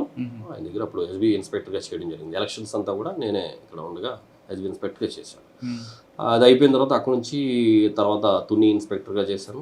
తర్వాత మళ్ళీ పక్కనే అన్నవరం టెంపుల్ ఉంది కదండి, ప్రతిపాడు సర్కిల్ చేయడం జరిగింది. ప్రతిపాడు సర్కిల్ నుంచి తర్వాత సిసిఎస్ క్రైమ్ చేసాం. వెరీ షార్ట్ టైం చేశాను ఎలక్షన్ టైంలో. షార్ట్ టైం ఎలక్షన్ ముందు. ఆ తర్వాత అక్కడి నుంచి వెంటనే మళ్ళీ మైలవరం సర్కిల్కి వచ్చాను. అప్పుడు ఎన్టీఆర్ కమిషనరేట్కి నన్ను అలాట్ చేయడం జరిగింది. 4 years లాంగ్ స్టాండింగ్ అంతా కూడా కంపల్సరీ ట్రాన్స్ఫర్ అంటే అప్పుడు ఎన్టీఆర్ కమిషనరేట్కి రావడం జరిగింది. ఇక్కడ నుంచి మైలవరం సర్కిల్కి వెళ్ళాను. మైలవరం తర్వాత అప్పుడు నెక్స్ట్ ట్రాఫిక్. సరే, మైలవరం, అన్నవరం ఇవన్నీ చేశారు కదా, ఇక్కడ ఏమైనా గుర్తున్నాయా మంచి కేసు? అంటే యాక్చువల్గా తుని చేసినప్పుడు, ప్రతిపాడు చేసినప్పుడు మంచి మంచి కేసులు అయినాయండి. అలాగే పర్టికులర్గా తుని హైవే, నేషనల్ హైవే మనకి మీరు అన్నారు కదా, అది మావోయిస్టులుగా అన్నారు కదా, ఇది గాంజాకి ఎంట్రీగా ఉండేది, గేట్ ఆఫ్ ఇదిగా ఉండేది అప్పట్లో. గాంజాకి సంబంధించి మాత్రం చాలా పెద్ద పెద్ద రాకెట్స్ కొట్టామండి అప్పట్లో. చాలా towns of the Tuni opposite లో ఒక వే, ఆ వే నుంచి మూటలతో మోసుకొస్తారు. ఇక్కడ వాళ్ళు తీసుకొని వెళ్ళడానికి కొన్న వాళ్ళందరూ కూడా అన్నవరంలో కానీ తునిలో హోటల్స్లో కొనడం అమ్మకాలు జరుగుతుంటాయి. అది ఇప్పుడు మీ నోటీస్ రాలేదా? మీరు చాలా బాగా చెప్పారు, మీకు మంచి నాలెడ్జ్ ఉంది. అంటే గంజా అవ్వడం కాదు. సో ఇప్పుడు మీరు చెప్పిన పాయింట్ మీద ఏంటంటే, ఇప్పుడు అక్కడికి ఏజెన్సీలకు వెళ్ళడానికి ఈ అవుట్ ఆఫ్ స్టేట్ పీపుల్ కానీ ఎవరైనా వచ్చినప్పుడు తుని సరౌండింగ్ కానీ, అనకాపల్లి, అటు నర్సీపట్నం, ఇటు అన్నవరం కానీ జనరల్గా ఈ ఏరియాస్లో షెల్టర్ తీసుకోవడానికి మంచి ఒక సేఫ్ జోన్ లాగా వాళ్ళు చూస్తూ ఉంటారు. దాంట్లో అన్నవరం కూడా, ఎందుకంటే టెంపుల్ ఏరియా, పిలిగ్రిమ్స్ ఉంటారు. సో మనం ఎవరిని పడితే వాళ్ళని వెళ్ళి మనం డీటెయిల్గా మనం అక్కడ అడగడానికి కొంత సాహసించము. బట్ ఈ గంజాకు సంబంధించి, ఎందుకంటే ఇవాళ దొరకలేదు, రేపు దొరకలేదు, ఎల్లుండి ఖచ్చితంగా దొరుకుతారు, దాంట్లో ఇదేం లేదండి. సో మాకు కేసెస్ ఇన్వెస్టిగేషన్ చేసినప్పుడు వాడు షెల్టర్ ఎక్కడ తీసుకున్నాను అన్నప్పుడు అలాంటి ప్లేసెస్ ఏదైనా వచ్చింది అనేది మనం ఫీడ్బ్యాక్ తీసుకుని టెంపుల్ అథారిటీస్ని కానీ పైన కూడా అలర్ట్ చేశాము. అలాగే కింద మొత్తం ఆల్ లాడ్జెస్ అనేది ఉందని కూడా ఒక ప్లాట్ఫామ్ అయితే తీసుకొచ్చి సోషల్ మీడియా, వాట్సాప్ గ్రూప్ ద్వారా వాళ్ళని ఎప్పటికప్పుడు ఆధార్ కార్డ్స్ ఇవన్నీ కూడా, ఈవెన్ వాళ్ళ ఇన్ఫర్మేషన్తో మనం అది పెట్టిన తర్వాత వాళ్ళ ఇన్ఫర్మేషన్తో కూడా మనం ఇమీడియట్గా వెళ్ళి రైడ్ చేసి పట్టుకుని, లేకపోతే వాళ్ళు అక్కడ ఉండగానే మనం వెళ్ళి సీజ్ చేసి, లేదంటే వాళ్ళు ఇలా వచ్చి వెళ్ళిపోయారని చెప్పిన తర్వాత ఇన్ఫర్మేషన్ బేస్ చేసుకుని నెంబర్ ఆఫ్ కేసెస్ మనం అక్కడ డిటెక్ట్ చేయడం జరిగింది. ప్రాపర్టీ కూడా సీజ్ చేయడం జరిగింది. కానీ తునిలో ఇంకా ఎక్కువ చేసామండి. తుని లాడ్జెస్లో ఆల్మోస్ట్ ఎవ్రీడే చెకింగ్ చేసామన్నమాట. తక్కువ మాకు అంటే నేను రూరల్ చేశాను కాబట్టి నాకు 1 or 2 ఉండేవి. టౌన్లో కూడా టౌన్ ఇన్స్పెక్టర్ వాళ్ళు చేసేవారు. డైలీ చెకింగ్స్ అయ్యి చేసేవాళ్ళం. లాడ్జెస్లో కూడా చాలామంది మేము పట్టుకున్నాం. ఈ తునిలో పనిచేస్తున్న కీ పాయింట్ ఏమైనా దొరికాడంటే అసలు యాక్చువల్గా తీసుకురావడం, వెళ్ళడం ఇదంతా కాకుండా? అవునండి, అవును. మనం తునిలో చేసినప్పుడు ఒక ఇన్ఫర్మేషన్, ఒక వెహికల్లో గాంజా వెళ్ళిపోతుంది, బట్ ఆ వెహికల్ ఏంటనేది తెలియట్లేదు. అదేదో సంథింగ్ ఏదో బోర్వెల్కి సంబంధించిన వెహికల్ అని చెప్పేసి ఒక ఇన్ఫర్మేషన్ వచ్చింది మనకి. బోర్వెల్కి సంబంధించిన ఏముంటుందా అని చెప్పేసి మేము అలా తిరుగుతూ ఉన్నాము. ఒక పూటంతా అలాగే అయిపోయింది, వెహికల్ ఎక్కడ దొరకలేదు. సరే అని చెప్పేసి అలా, బట్ ప్రాక్టికల్గా బయట పబ్లిక్ని అడుగుతూ ఇలా ఉన్న బోర్వెల్కి సంబంధించిన వెళ్ళిందా లేకపోతే ఏంటి ఇలా అడుగుతూ వెళ్తే ఒకటి మాత్రం బోర్వెల్కి సంబంధించిన పెద్ద లారీ ఒకటి వెళ్ళిందండి, కంటైనర్ లాగా ఉంది, గొట్టాలు ఉన్నాయి, ఇది లోపల నుంచి వెళ్తుంది, అక్కడ మరి ఎందుకు వెళ్తుందో మాకు తెలియదండి అని చెప్పేసి చెప్పడం జరిగింది. వెంటనే అలా ట్రాక్ చేసుకుంటూ వెళ్తే ఒక చోట ఆ వెహికల్ రేస్ చేస్తే ఎక్కడ మాకు సస్పిషియస్ దొరకలా. అప్పుడు ఏం చేసామంటే టోటల్గా దానికి ఉన్న ఈ ఏదైతే డోర్స్ ఏమన్నా ఉన్నాయి మొత్తం టోటల్గా అన్నీ తీసేస్తే ప్రత్యేకంగా లోపల మిషనరీయే లేదు దాంట్లో. టోటల్గా గాంజాయి ఉంది దాంట్లో. ఆల్మోస్ట్ 700-800 kgs ఆ రోజు అక్కడ దాంట్లో సీజ్ చేయడం జరిగింది ఆ వెహికల్లో. టోటల్ మిషనరీ అంతా తీసేసాడు. తీసేసి ఓన్లీ ఎక్స్క్లూజివ్గా దీనికోసం వాడు డిజైన్ చేసాడు. పుష్ప అప్పుడులో ఉన్నాడు. అప్పుడులో. అది కాకుండా ఒక ఇన్ఫర్మేషన్ వచ్చింది, ఒక వెహికల్లో అక్కడ సస్పిషియస్గా ఉంది అని చెప్పేసి, అంటే అన్నవరం అవుట్స్కట్స్లో. అప్పుడు ఆ వెహికల్ని ఇంటర్సెప్ట్ చేసి దాన్ని పట్టుకోవడం జరిగింది. వాడిని మనం మాట్లాడిన తర్వాత వాడు మనకి సరిగ్గా కోఆపరేట్ చేయలేదు. బట్ వాడికి ఒక ఫోన్ కాల్ ఒకటి వస్తుంది. ఆ ఫోన్ కాల్ మనం లొకేషన్ అది ట్రాక్ చేసి చూస్తే ఒక దాబాలో వచ్చింది, ఇక్కడ అనకాపల్లి దగ్గర వచ్చింది దాబాలో. ఆ అనకాపల్లి ఆ దాబాను విజిట్ చేస్తే ఆ దాబాలో ఒక రూమ్ ఒకటి అద్దెకి తీసుకుని ఆ రూమ్లో కొన్ని ఒక out of state people, for example Rajasthan, Punjab వాళ్ళు కింద కూర్చుంటారు, కుర్చీలో కాకుండా కింద కూర్చుంటారు. వాళ్ళు కూర్చునే ఒక బాక్స్లో తయారు చేసుకున్నారు. ఆ బాక్స్, ఆ పరుపు అదంతా తీసి చూస్తే చక్కగా ఈ గంజాయి వచ్చినప్పుడు సరుకు దాంట్లో పెట్టుకోవడానికి, ఆ ట్రాన్స్పోర్ట్ లారీ వచ్చినప్పుడు దీంట్లో వేసుకోవడానికి అనుకూలంగా దాన్ని ప్రిపేర్ చేసి అల్మరాల కింద పెట్టుకున్నాడు. పాప దాబావుడికి కూడా తెలియదు అది, వీడు సెపరేట్గా డంప్ చేసుకోవడానికి. బట్ అక్కడ ప్రాపర్టీ లేదు, మనకి శాంపిల్స్ అయితే దొరికినాయి. దాన్ని బేస్ చేసుకుని ఆ రోజు వీడి కోసం వచ్చిన లారీ ఏంటని మనం వెరిఫై చేసి కెమెరాలో చెక్ చేస్తే ఒక నాగాలాండ్కి సంబంధించిన ఒక లారీ ఒకటి అప్పటి వరకు ఆగి మేము రావడానికి ఒక 1/2 అవర్ 45 మినిట్స్ ముందు వెళ్ళిపోవడం జరిగింది. మళ్ళీ దాన్ని ట్రాక్ చేసుకుంటూ వెళ్ళాము. ఒక 24 టైర్స్ వెహికల్ అది మళ్ళీ ఇంకొక దాబాలో పెట్టేసింది. అది వెరిఫై చేస్తే ఎక్కడ కూడా ప్రాపర్టీ లేదు. ప్రాపర్టీ ఏం లేదు కదా అని చెప్పేసి అలా చూస్తూ ఉంటే దాంట్లో వెనకాల లోడ్ పార్ట్ ఉంటుంది కదా, లోడ్ పార్ట్ ఇలా ఉంది ఖాళీ ఎంటీగా. లోడ్ పార్ట్ని మళ్ళీ వీడు సెగ్రిగేట్ చేసి ఒక బాక్స్లో తయారు చేశాడు. మనకు తెలియదు, జస్ట్ మనం చూడగానే తెలియదు. అది ఓపెన్ చేస్తే దాంట్లో 2 టన్నులు ఉన్నాయి. ఆ రోజు అక్కడ సీజ్ చేసాం.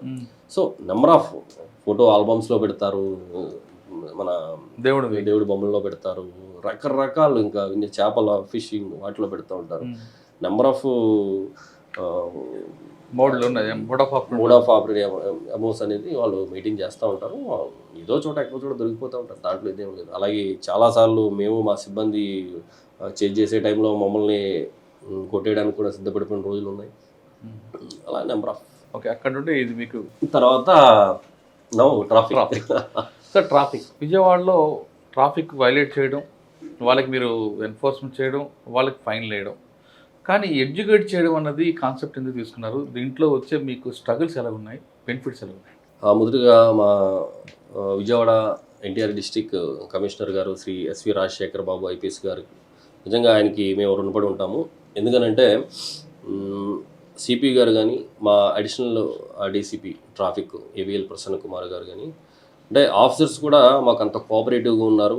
వాళ్ళు ఫ్రీ హ్యాండ్ ఇచ్చి ట్రాఫిక్ని మనం క్రమబద్ధీకరించడానికి కావచ్చు, లేకపోతే డే బై డే ఇంప్రూవ్మెంట్ కోసం వాళ్ళు నిత్యం ఏదో ఒక ఇన్నోవేటివ్గా చేయాలని సిపి గారు మెయిన్గా ఆయన చూస్తూ ఉంటారు. ఎప్పుడు కూడా చిన్న మాట కూడా అనకుండా మమ్మల్ని ఎంకరేజ్ చేయడమే తప్ప ట్రాఫిక్ని ఇప్పుడు కూడా నిరుత్సాహపరచలేదు. ఎందుకనంటే ఆఫ్టర్ ఎలక్షన్స్ ఇక్కడ క్యాపిటల్, ఆల్మోస్ట్ ఇది క్యాపిటల్ అయిపోయింది ఇక్కడ. సో ఇక్కడున్న ఇన్ఫ్రాస్ట్రక్చర్కి, ఇప్పుడున్న ప్రజెంట్ ఉన్న వెహికల్ మూవ్మెంట్కి, డెన్సిటీకి కానీ ఎక్కడ కూడా కంపారిజన్ లేదు. సో అంత వెహికులర్ మూవ్మెంట్ పెరిగిపోయినప్పుడు ఒక్కసారిగా ట్రాఫిక్ మీద చాలా బర్డెన్ పడిందండి ఇక్కడ. కానీ విజయవాడ ప్రజల అదృష్టం నిజంగా ఎస్వి రాజశేఖర్ బాబు గారు, ఆయనకి మరి నిజంగా కూడా అసెట్ లాగా ఒక ఏడీసీపీ గారు ప్రసన్న కుమార్ గారు, ఈ కాంబినేషన్లో మేము ఇన్స్పెక్టర్స్ చాలా మేము కష్టపడుతూ ఉన్నాము. అది ఆ విధంగా రిజల్ట్ కనబడుతూ ఉంది. రిగార్డింగ్ అవేర్నెస్కి వచ్చేటప్పటికి మా సిపి గారు లాగే మేము కూడా ఓపిక్గా పేషెన్స్తో పబ్లిక్తో మాట్లాడడం, అలా మాట్లాడుతూ ఉంటే మాకు కొంత ఫీడ్బ్యాక్ తెలిసింది ఏంటంటే, నేను యాక్చువల్గా ఎప్పుడు ఎక్కడ చేసినా కానీ అవేర్నెస్కి ఎక్కువ ప్రయారిటీ ఇస్తూ ఉంటాను. అంటే లా అండ్ ఆర్డర్లో చేసినప్పుడు అక్కడ ఉండే రిలేటెడ్ ఇష్యూస్ వేరేగా ఉంటాయి. అక్కడ ఎన్డీపీఎస్, ఇప్పుడు డ్రగ్ అబ్యూజ్ మీద అక్కడ అవేర్నెస్ క్రియేట్ చేస్తూ ఉంటాము. లేకపోతే అక్కడ జనరల్గా స్కూల్స్లో ట్రాఫిక్ మీద చిన్న చిన్నవి అవేర్నెస్ క్రియేట్ చేస్తాము. POCSO, profession of children sexual offences, దాని మీద చాలా అన్ని స్కూల్స్, కాలేజెస్ చేస్తూ ఉంటారు. బట్ ట్రాఫిక్ వచ్చేసేటప్పటికి ఇక్కడ కమ్యూటర్స్ ఎవరైతే ఉన్నారో వాళ్ళకి ఎడ్యుకేషన్ చాలా చాలా అవసరం అనిపించిందండి ఇక్కడ. ఎందుకంటే మీరు కూడా కమ్యూటరే, నేను కూడా కమ్యూటరే, మనం అందరం కూడా కమ్యూటర్స్. ఏదో ఒక రోజున అందరం కూడా కారులో వెళ్ళాం, బండి ఖచ్చితంగా యూజ్ చేస్తాము, లేదంటే కారు యూజ్ చేస్తాము, లేకపోతే ఏదో రకంగా రోడ్డు మీదకి మనం రావాల్సిందే, ఏదో ఏ పని నిమిత్తమైనా సరే. సో రోడ్డు మీద రావడం అంటే ఇక్కడ పాటించిన రూల్స్ వేరే చోట పాటిస్తున్నారు ఇదే పర్సన్, అక్కడ పాటించే రూల్స్ ఇక్కడ వదిలేస్తున్నారు. ఎందుకు అని అంటే lack of implementation. So implementation అనేది టఫ్గా ఉన్నప్పుడు ఖచ్చితంగా పాటిస్తారని ఒకటి అర్థమైంది. దానికి ఇంకొకటి ఎడ్యుకేషన్ ఎందుకు మేము అంత అలా తీసుకున్నామని అంటే, ఇంప్లిమెంటేషన్లో భాగంగా ఎన్ఫోర్స్మెంట్ అనేది కొంత పెయిన్తో కూడుకున్నది. సో మిమ్మల్ని ఆపి మీకు హెల్మెట్ లేదు కాబట్టి నీకు ఫైన్ వేసేస్తున్నాను అని అంటే మీరు కడతారు. ఎందుకు కట్టరు? ఎందుకు వైలేషన్ కట్టాలి కాబట్టి మీరు కడతారు. కానీ మీరు తిట్టుకుంటారో లేకపోతే కొంత పెయిన్ ఫీల్ అవుతారు మీరు. కానీ దానికి ఎడ్యుకేషన్ కూడా జోడించి వాళ్ళు ఎందుకు కట్టాల్సి వస్తుంది, వాళ్ళు దాన్ని పెట్టుకోకపోతే ప్రాబ్లం ఏంటనేది మనం వాళ్ళకి ఎడ్యుకేట్ చేయడానికి ప్రయత్నించినప్పుడు వాళ్ళ రిసీవింగ్ కూడా మాకు అర్థమవుతూ ఉంది. So people they want some education also. So అందుకని ఎడ్యుకేషన్ మీద నేను కానీ, మా ఎస్ఐ గారు కానీ, మా సిబ్బంది కానీ, మా 3 ట్రాఫిక్ పిఎస్ పరిధిలో ముఖ్యంగా కూడా మేము ఎడ్యుకేషన్ మీద ఎక్కువ కూడా కాన్సన్ట్రేట్ చేసి కమ్యూటర్స్కి ఆపి వాళ్ళతో మాట్లాడి ఎక్స్ప్లెయిన్ చేసి, అక్కడక్కడ చలోక్తులు మీరు చెప్పినట్టుగా కొన్ని సటైరల్గా పడినప్పటికీ కూడా వాళ్ళకి బాగా అర్థమయ్యేటట్టు వాళ్ళ లెవెల్కి కూడా అవసరం అయితే, అంటే all type of all category people మేము ఫేస్ చేయాలి. సో కొంతమంది కోఆపరేట్ చేస్తారు, కొంతమంది చేయరు, కొంతమంది ఫైర్ అవుతారు, కొంతమంది తిడతారు కూడా. సో ఏది జరిగినప్పటికీ కూడా మన పేషెన్సీ లూజ్ అవ్వకుండా కొంత చేయాల్సి ఉంది. కొన్ని ఎక్స్ట్రీమ్ కొన్ని జరిగినవి లా అండ్ ఆర్డర్ కూడా మేము హ్యాండ్ ఓవర్ చేస్తూ ఉంటాము. కొంతమంది అవుట్ ఆఫ్ వాళ్ళు వేలో మాట్లాడుతూ ఉంటారు. వాళ్ళు నిజంగా అంత వైలేషన్స్ ఉండి కూడా వాళ్ళు ఎందుకు మాట్లాడతారో ఒక్కొక్కసారి అర్థం కాదు. సో వాళ్ళు సింప్లీ వైట్గా వాళ్ళని law and order hand over చేయడం జరుగుతుంది. కానీ ఆఫీసర్స్ రోడ్డు మీద ఉన్న డ్యూటీ మీద విజిబుల్ పోలీసింగ్ సార్, ఆఫీసులో కూర్చొని మాట్లాడే వాళ్ళు కొంతమంది ఇండియనే చెప్పొచ్చు. సార్ కానీ గ్రౌండ్ లెవెల్లో ఉన్న డిపార్ట్మెంట్ మీది ట్రాఫిక్, మీ వింగ్ ఏడీసీపీ దగ్గర నుండి హోంగార్డ్ వరకు రోడ్డు మీద ఉంటారు. సార్ 8 గంటల డ్యూటీ అన్నది సహజం, కానీ మీది 11 గంటల డ్యూటీ, 12 గంటల డ్యూటీ చేసే అవకాశం కనిపిస్తుంది. వీఐపీ మూమెంట్ ఉంది, రాలేరు మీరు మధ్యలో. పొద్దున్న వచ్చిన ఆ ఎనర్జీ లాస్ట్ వరకు ఆ ఎనర్జీ ఎలా మీరు క్యారీ చేస్తున్నారు, అది నాకు వస్తుంది. నేను చాలా వీడియోస్ చూసాను. పొద్దున మాట్లాడుతున్నప్పుడు అదే నవ్వుతూ అదే రీతితో మాట్లాడతారు, లాస్ట్కి వచ్చినప్పుడు అదే నవ్వుతూ ఉంటారు. మీకు రకరకాల వ్యక్తులు, మీరు నాకు చెప్తున్నట్లుగా మనస్తత్వాల వ్యక్తులు ఎదురవుతారు, మీకు ఇరిటేట్ చేస్తారు, అభినందించే వాళ్ళు ఉంటారు, నవ్వించే వాళ్ళు ఉంటారు. కానీ లాస్ట్ మూమెంట్కి వచ్చేసరికి ఒక ఇరిటేట్ చేసినప్పుడు చేయి లేగాల్సి వస్తుంది, లేదా నోరు జారుతాం. అవి రెండు జారకుండా ఎలా మెయింటైన్ చేస్తున్నారు? మీరే కాదు, మీ సిబ్బంది కూడా. మీరే చెప్పారు కదా, ఇష్టంగా ఎలా చేస్తున్నారు. ఇష్టమైన పని కష్టమైన ఇష్టంగానే చేస్తాం. సో అదే ప్రిన్సిపల్ని మేము కూడా మా సిబ్బంది కానీ, మా ఎస్ఐ గారు కానీ, స్టాఫ్ కానీ, మేము ప్రతిరోజు మార్నింగ్ 8 o'clockకి రోల్ కాల్ పెట్టుకుంటామండి. సో ఆ రోజు డ్యూటీస్కి వచ్చే వాళ్ళందరూ కూడా ఆ రోజు అటెండ్ అవుతారు. వాళ్ళకి మేము ఎక్స్ప్లెయిన్ చేస్తూ ఉంటాం. నా వరకైతే నేను ఒకటే చెప్తాను, మా ఆఫీసర్స్ ఇదే చెప్తారు, మేము కూడా ఇదే చెప్తాము. పబ్లిక్తో పొలైట్గా మాట్లాడాలి. ఎలా మాట్లాడాలి అనే దానికి కూడా వాళ్ళకి ఎగ్జాంపుల్ చెప్తూ ఉంటాం. ఎలా అనంటే, ఆ ప్లేస్లో మీ బ్రదర్ కానీ, మీ మదర్ కానీ, మీ ఫాదర్, మీ కిత్తడికి ఎవరో మీ ఫ్రెండ్స్ కానీ ఉన్నప్పుడు, లేదా అసలు నువ్వే ఆ పొజిషన్లో ఉన్నప్పుడు నిన్ను ట్రాఫిక్ పోలీస్ ఆఫీసర్ ఆపితే అతను ఎలా మాట్లాడాలని నువ్వు కోరుకుంటావో అదే లాంగ్వేజ్ మీరు మాట్లాడాలి, అదే విధంగా మీరు మాట్లాడాలి. సింపతి కాదు, ఎంపతి. సింపతి జస్ట్ జాలిపడడం. ఎంపతి అంటే ఆ ప్లేస్లో మనమే ఉన్నట్టుగా ఫీల్ అయ్యి మాట్లాడడం. But at the same time ఫర్మ్గా, ఎన్ఫోర్స్మెంట్లో ఫర్మ్గా ఉండాలి. బట్ లాంగ్వేజ్ విషయంలో మాత్రం ఎక్కడ కూడా పబ్లిక్ ఎప్పుడు కూడానంటే, ఇప్పుడు ఇంకా ఈ జనరేషన్స్లో మీరు వైలేషన్ ఏదో ఉన్నా పర్వాలా, నో ప్రాబ్లం. లేకపోతే వాళ్ళకి ఫైన్ వేయి, వైలేషన్ ఉన్నప్పుడు నో ప్రాబ్లం, కడతారు. బట్ లాంగ్వేజ్ మాత్రం మైండ్ అవర్ ఓన్ లాంగ్వేజ్. మన లాంగ్వేజ్ చాలా ప్రాపర్గా మనం మాట్లాడాలి. Give respect and take respect. Reciprocal arrangement ఉండాలి ఖచ్చితంగా. సో అలా ఉన్నప్పుడు పబ్లిక్ నుంచి 99.9% public they are very cooperative and they are very అసలు ఎక్కడా కూడా ప్రాబ్లం రాదు. సో మేము ఆ ఇష్టంతో అది చేస్తూ ఉన్నాం కాబట్టి మేము కానీ మా సిబ్బంది కానీ సో హ్యాపీగా అది. సరే, మీరు మర్యాదగా మాట్లాడి ఎక్స్ప్లెయిన్ చేస్తారు, అంతవరకు బాగానే ఉంది. పబ్లిక్ కోఆపరేషన్ కూడా ఉంటుంది. కానీ మిమ్మల్ని ఇరిటేట్ చేసేవాళ్ళు, మిమ్మల్ని విసిగించే వాళ్ళు కొంచెం ఎదురవుతారు. అక్కడ కూడా మీరు ఎంపతి చూపిస్తారా, లేదు పక్క పిలిచి మాట్లాడతారా? లేదండి, మీరు అన్నట్టుగా అసలు విసిగించి ఏడిపించే బ్యాచ్ చాలా ఉంటాయి. చాలా అంటే మీకు అన్నీ మీకు ఎదురవు కాబట్టి అన్నీ మీరు చూడలేరు కాబట్టి చాలా భయంకరంగా మమ్మల్ని ఇరిటేట్ చేస్తూ ఉంటారు. ఇరిటేట్ చేయడం ఇన్ ది సెన్స్, ఇప్పుడు హెల్మెట్, ఫర్ ఎగ్జాంపుల్ హెల్మెట్ గురించి మనం మాట్లాడితే, హెల్మెట్ పెట్టుకోవాలనేది ఒక రూల్. మోటార్ వెహికల్ యాక్ట్ ప్రకారం అది అందరూ పెట్టుకోవాలి. హానరబుల్ హైకోర్టు అన్ని కోర్టులు కూడా పెట్టుకోవాలంటారు. వాడు వస్తాడండి, వచ్చి ఒక వీడియో చూపిస్తాడు, ఫేక్ వీడియో. దీంట్లో పలానా హైకోర్టు పెట్టుకోవద్దు అక్కర్లేదని చెప్పింది అంటాడు. లేకపోతే 2 కిలోమీటర్ల పరిధిలో సిటీలో పెట్టుకోక్కర్లేదని ఒక వీడియో చూపిస్తాడు. బాబు అది ఫేక్ అమ్మ అంటే, ఫేక్ అయితే దీంట్లోకి ఎందుకు వచ్చింది అంటాడు. దీంట్లోకి వచ్చిందంటే ఎవడో పంపాడంటే, మరి వచ్చింది కదండి, వచ్చినప్పుడు మరి ఇంకా పెట్టుకోవాల్సిన అవసరం ఏముంది అంటాడు. లేకపోతే నా హెల్మెట్ పోతే నా తల పోతే మీకు ఎందుకు అని ప్రశ్నిస్తాడు. అప్పుడు ఏం చెప్తారు? అలా ఇప్పుడు నా హెల్మెట్ పోతే నేను హెల్మెట్ పెట్టుకోతే నాకు ఇబ్బంది, మీకు ఎందుకు అని ప్రశ్నిస్తాడో కాదు, ప్రశ్నిస్తున్నారు. నా హెల్మెట్ నా తల నా ఇష్టం, మరి మీకేంటి, నేను పోతే నేనే పోతాను అనేవాళ్ళు కూడా ఉన్నారు. అంటే చాలా తక్కువ మంది, బట్ అలా అనేవాళ్ళు కూడా ఉన్నారు. హెల్మెట్ డిక్కీలో పెడతారు, ఇంట్లో పెడతారు, వాళ్ళు మా ఇష్టం, హెల్మెట్ ఉంది కదా మిమ్మల్ని చూసి హెల్మెట్ పెట్టుకుని ఉంటారు కొంతమంది, చాలా మంది పెట్టుకుంటారు. వాళ్ళందరికీ కూడా ఒకటేనండి, ఒకటి హెల్మెట్ పెట్టుకోవడం అనేది ఒక విజయవాడ సిటీలో ప్రస్తుతానికి మాట్లాడుతున్నాం కాబట్టి ఆ స్ఫూర్తి అనేది అందరూ పెట్టుకుంటేనే అది కంప్లీట్ అవుతుంది. లేదు కొంతమంది పెట్టుకుంటున్నారు, కొంతమంది పెట్టుకోవట్లేదు అనేటప్పటికీ హ్యూమన్ సైకాలజీ ఎలా ఉంటుందంటే, చెడును త్వరగా మనం అట్రాక్ట్ అవుతాం. మంచి విషయం జోలికి వెళ్ళాలంటే కొద్దిగా పెద్దగా మనం అంత ఇంట్రెస్ట్ చూపం. చెడు ఇది మనకి హెల్మెట్ తీసేయచ్చంట అని ఒక్క మాట చెప్పండి ఎవరన్నా, ఫట తీసి మొత్తం ఎక్కడో కొడతారు, అంత చిరాకులో ఉన్నారు. కానీ హెల్మెట్ పెట్టుకోవడంలో అందరినీ మనం పెట్టించగలిగితే ఆ స్ఫూర్తి అనేది కంటిన్యూ అవుతుంది. ఎవడైతే ఒకడిద్దరు నేను ఎందుకు పెట్టుకోవాలి, నేను పోతాను అని అన్నాడు, నువ్వు పోతే పోయావు. బట్ నిన్ను చూసి ఎవరైతే తీస్తారో హెల్మెట్స్, వాళ్ళు పోవడానికి కారణం నువ్వైనప్పుడు నువ్వు కూడా దానికి బద్దుడై ఉండాలి. కానీ కొంతమంది మంచి పాష్ బైక్ ఉంటుంది, నాకు హెయిర్ కర్లింగ్ హెయిర్ ఉంది, నాకు హెల్మెట్ పెడితే హెయిర్ ఊడిపోతుంది, నా గర్ల్ ఫ్రెండ్ నాకు షేమ్ చేస్తుంది కాబట్టి నేను పెట్టుకోను, అవసరమైనంత 1000 రూపాయలు ఫైన్ కడతా అంటే మీరేమంటారు? అలా ఎప్పుడు ఎవరు తగలేదు, మేము అడుగుతూ ఉంటాం జనరల్గా, బాబు మీరు ఎందుకు పెట్టుకోలేదు హెల్మెట్, ఏమైనా హెయిర్ స్టైల్ పోద్దనా లేకపోతే ఇంకోటని అంటే అబ్బాయి లేదు అంటాడు. కానీ వాస్తవంగా అయితే హెయిర్ స్టైల్ గురించి చాలామంది ఉమెన్ కానీ లేకపోతే చాలామంది మేల్ కానీ because of only hair style గురించి, హెయిర్ స్టైల్ పోద్ది అనేది వాళ్ళ మెయిన్ కాన్సెప్ట్. సో దానికోసం హెల్మెట్ పెట్టుకోరు, ప్రాణం పోయినా పర్లేదు. అసలు తల లేకినప్పుడు హెయిర్ ఏం చేసుకుంటాడు? అదే కదా, కానీ ఎవరు ఆర్గ్యూ చేయలేదు, దానికోసం కాదు అంటారు. కానీ మాకు అర్థం మీరు పట్టుకుంది ఇంట్లో మీకు డిఫరెంట్ టైప్ ఆఫ్ 2-వీలర్ కానీ 4-వీలర్ దొరుకుతుంటాడు. అవునండి. ట్రంక్ అండ్ డ్రైవ్లో దొరుకుని ఎలాగ మీకు వేధిస్తుంటాడు, రాంగ్ రూట్లో వచ్చిన ఎలా వేధిస్తుంటాడు, ఈ మోడ్లో ఎవరు ఎక్కువగా వేధిస్తుంటారు? రాగిన వాళ్ళు ఎక్కువ వేస్తారా? జనరల్గా ఫస్ట్ హెల్మెట్ దగ్గర నుంచి మాట్లాడుకుంటే హెల్మెట్లో ఇక్కడికే వెళ్తాను అంటూ ఉంటారు. ఫస్ట్ షార్ట్ డిస్టెన్స్ అంటారు, ఎక్కడికి వెళ్తానో తీరా చూస్తే ఎక్కడికో 10-20 కిలోమీటర్స్ వెళ్ళాలి, దానికి ఇక్కడే అంటారు. నేను అంటాను ఇక్కడికి అన్నప్పుడు నడిచి వెళ్ళిపోకూడదని అంటాను. లేదు సార్ అక్కడికి సార్ అంటారు అప్పుడు.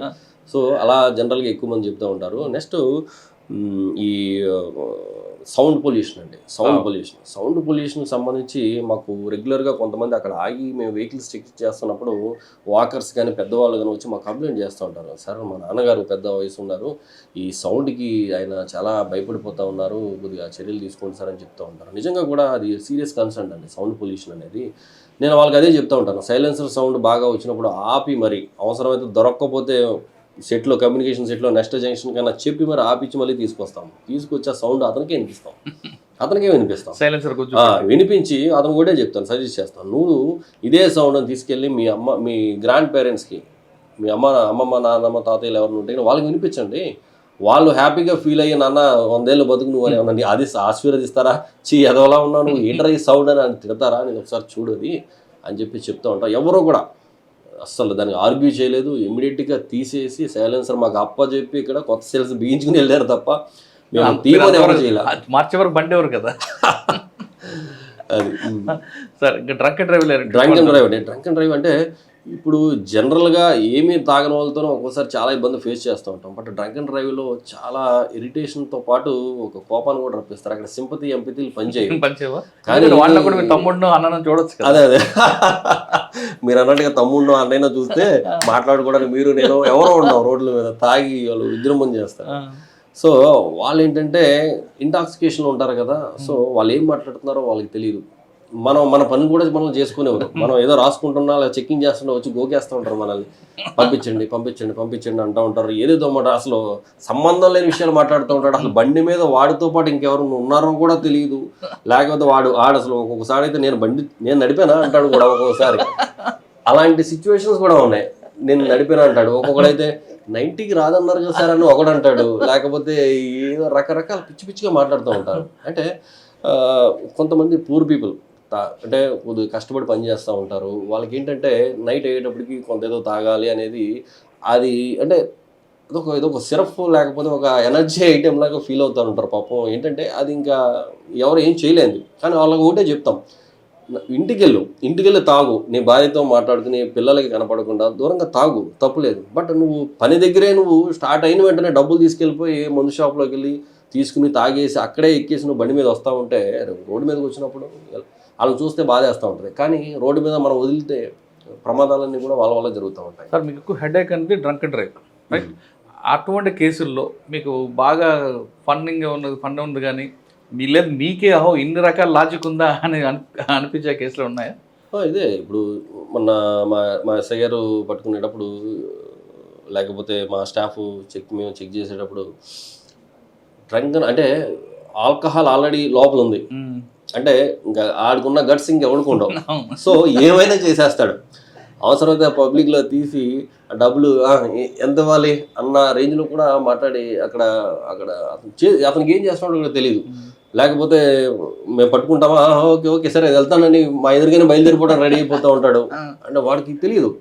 లేకపోతే సంతకం మనం ప్రాపర్ మన డాక్యుమెంటేషన్ ఉంటుంది, అవన్నీ కూడా సంతకాలు అయి పెట్టిన తర్వాత వెళ్ళిపోమంటారు, వెళ్ళిపోవచ్చు అని అంటాడు. లేకపోతే ఏదైనా ఉంటే ఇక్కడే తేల్చేస్తానంటాడు. లేకపోతే డాక్యుమెంటేషన్ వరకు కాకుండా అసలు ముందు నోట్లో పైప్ పెట్టుకున్నప్పుడు చాలా మంది పడతారు కదా. పైపు ఇంకా అసలు అది పైప్ పెట్టంటే ఇంకా అది మామూలు సిర కాదు, అది సేవ, నిజంగా సేవ. అంత సేవ మనం తల్లిదండ్రులకి చేస్తే చాలా ఉపయోగం కూడా. అంత సేవ చేయాలి. చిన్న పిల్లలు ఉంటారు చూసారా, చిన్నప్పుడు మనం మనసులో ఉన్నప్పుడు పెడతా ఉంటాం కదా, ఆల్మోస్ట్ అంత పని చేయాలి మేము, మా స్టాఫ్ కూడా.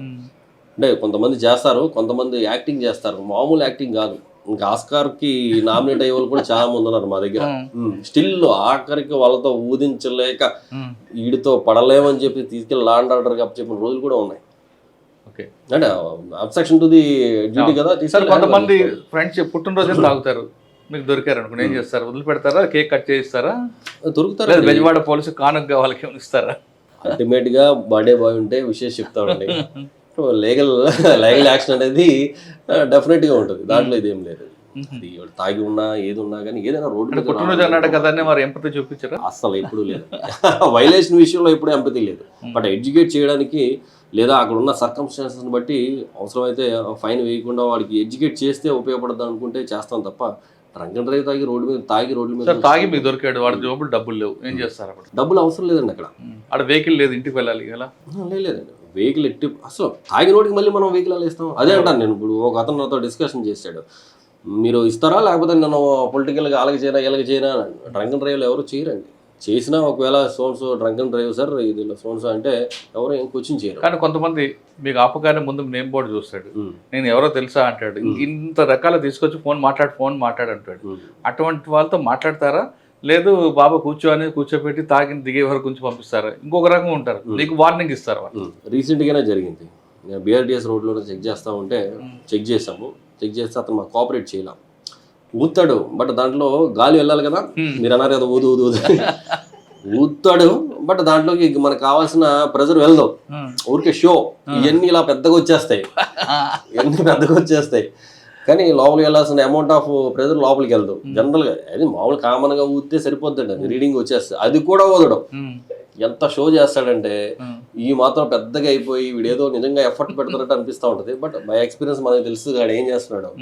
అలా కాదు నాన్న ఇలా వదాలి అని చెప్పేసి మనం ఎక్స్ప్లెయిన్ చేస్తాం. ఫస్ట్ పేషెంట్స్ కూడా మాట్లాడతాం, తర్వాత కొంత డోస్ పెంచుతాం, తర్వాత మనం కూడా ఎగ్జాస్ట్ అయిపోయే పరిస్థితి తీసుకొస్తూ ఉంటాడు. అప్పుడు ఒకసారి లా అండ్ ఆర్డర్ స్టేషన్ తీసుకెళ్ళిపోతాం, జీపేకి తీసుకొచ్చిన తర్వాత లేదు సార్ ఇప్పుడు ఊతానంటాడు, అప్పుడు వస్తుంది కరెక్ట్గా. చూస్తే ఆవిడది 300-400 వెళ్ళిపోతుంది. సార్ ఎంత ఎంఎం ఉంటే అయితే ఈ కేసులో అతను ఊదిన తర్వాత బండి వదిలేయమన్నాడు. బండి వదిలేని సార్ నేను సో దాంట్లో మేనేజర్ని బండి వదిలేయండి అన్నాడు. బండి ఎలా వదులుతాము, నువ్వు తాగి ఉండి నిన్ను పట్టుకున్నా నీ బండి నీకు ఎలా వదులుతాడు? పర్లేదు సార్ నేను పర్ఫెక్ట్గా ఉన్నా, స్టడీగా ఉన్నాను అన్నాడు. నువ్వు స్టడీగా ఉన్నావు అది నీకు తెలుసు, నువ్వు ఎంత స్టడీగా ఉన్నావో మాకు తెలుసు, బండి ఇవ్వడానికి లేదు సార్. మీరు ఏదనుకుంటున్నారో నేను వాళ్ళు తెలుసు వీళ్ళు తెలుసారు అన్నాడు. ఎవరు తెలిసినా కానీ బండి మాత్రం నీకు ఇవ్వనమ్మా అని చెప్పాను. ఒక లీడర్కి చేస్తే చెప్పాను, ఇతను కండిషన్ బాగాలేదండి, బండి ఇవ్వను, బట్ బండి రిలీజ్ చేస్తాను, బట్ వేరే పర్సన్ని పంపించండి అతనికి ఇచ్చి పంపిస్తాను, ఇతని మీద కేసు బుక్ చేస్తామని అంటే ఇతను వెంటనే ప్లేట్ చేంజ్ చేసేసి వెంటనే సిఏ గారు నన్ను తిట్టారు, నన్ను కొట్టారు, అది ఇది హల్చల్ చేసి TV9తో మాట్లాడుతున్నాను అని చెప్పి హలో TV9 అన్నాడు. TV9 రా బాబు అని చెప్పేసి అంటే సరే అయితే నువ్వు ఎవరికి చేస్తావో చేయరా, TV9 అన్న NTV అన్నాడు, AB అన్నాడు, ఈనాడు అందరికీ కొట్టాడు వరుసగా.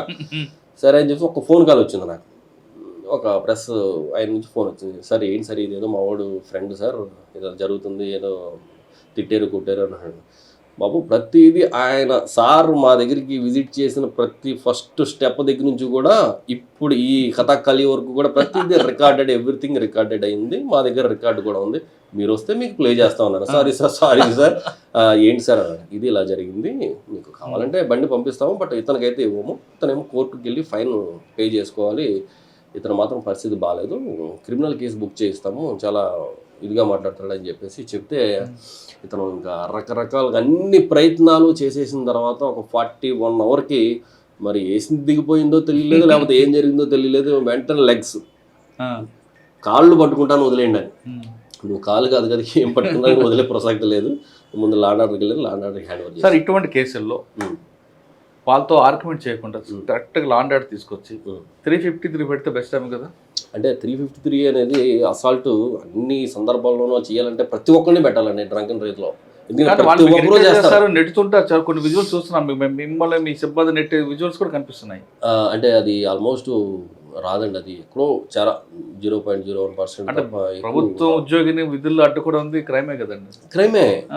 అది కూడా కాదు, మాకు డ్రంక్ అండ్ డ్రైవ్ కి మనం మిషన్ ఏదైతే మనం ఇస్తామో ఆ మిషన్ వాడు సరిగ్గా దాన్ని ఇచ్చేయకపోయినా సరే మనం అడ్డుకున్నట్టే. సో మనం మన ప్రయత్నం ముందు చేసిన తర్వాత ఇప్పుడు లాండ్ ఆర్డర్కి బోల్డ్ హెడేక్ ఉంటుంది సార్, ప్రతిదీ మనం తీసుకెళ్ళి అక్కడ పెట్టాలంటే వాళ్ళకి హెడేక్ కదా. సో మాక్సిమం మన ప్రయత్నం చేస్తాం, వాడు కూడా కండిషన్ బాగాలేదు కదా కాబట్టి అక్కడికి వెళ్ళి అక్కడ ఇక్కడ చేసినప్పుడు అక్కడ చేయడం, అక్కడ చేస్తాడు, నాన్ సెన్స్ చేస్తాడు. సో ఎందుకంటే మాక్సిమం మనమే అక్కడ చూసి కాని పక్షంలో అక్కడ పంపిస్తాం. సార్ ఒక వీడియోలో చూసా, నేను జుడిషియరీ అని చెప్తాడు, తర్వాత వాళ్ళ వైఫ్ జుడిషియరీ అంటాడు. ఇటువంటి మనకి కన్ఫ్యూజ్ చేసినప్పుడు అనిపిస్తుంటుందండి. ఏం లేదు, రకరకాల ప్రొఫెషన్స్ బయటకు వచ్చిన తర్వాత వాళ్ళు కారులో ఇప్పుడు పెళ్ళి పాలు తాగేటప్పుడు కళ్ళు మూసుకుని తాగుద్ది అంటారు, ఎవరో చూడలేదని అనుకుంటారు. నేను డ్రింక్ చేసి కార్లో వెళ్ళిపోతుంటే నన్ను ఎవరో చూడలేదు కదా అని అనుకుంటే మిషన్ పెట్టి చెక్ చేస్తే వస్తుంది కదా, వచ్చిన తర్వాత అన్ని బయటకు వస్తూ ఉంటాయి. వాళ్ళు రకరకాల ఎక్స్క్యూజెస్ అడుగుతారు.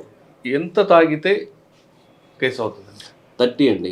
30 mg అనేది జనరల్గా ఆ మిషన్ మనకి డిటెక్ట్ చేస్తే 31 వచ్చినా సరే మనం చేస్తాం. 30 బిలో వస్తే కౌన్సిలింగ్ చేసి వార్నింగ్ చేసి పంపించడం, వాళ్ళ తాలూకు వాళ్ళకి ఎవరికైనా పిలిపించి హ్యాండ్ ఓవర్ చేయడం జనరల్గా చేస్తాం. బట్ లీగల్గా మనం కేసు బుక్ చేయడం కోసం అయితే 30 అనేది కంపల్సరీగా క్రాస్ చేయాలి. ఓకే, 30 రావాలంటే ఎంత తాగాలి వాళ్ళు?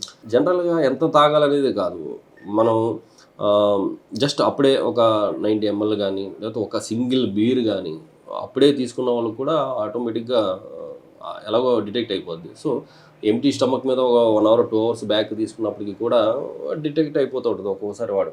లేకపోతే ఒక్కొక్కడు తాగాడని మనకు తెలిసిపోతూ ఉంటుంది, బట్ రీడింగ్ రాదు.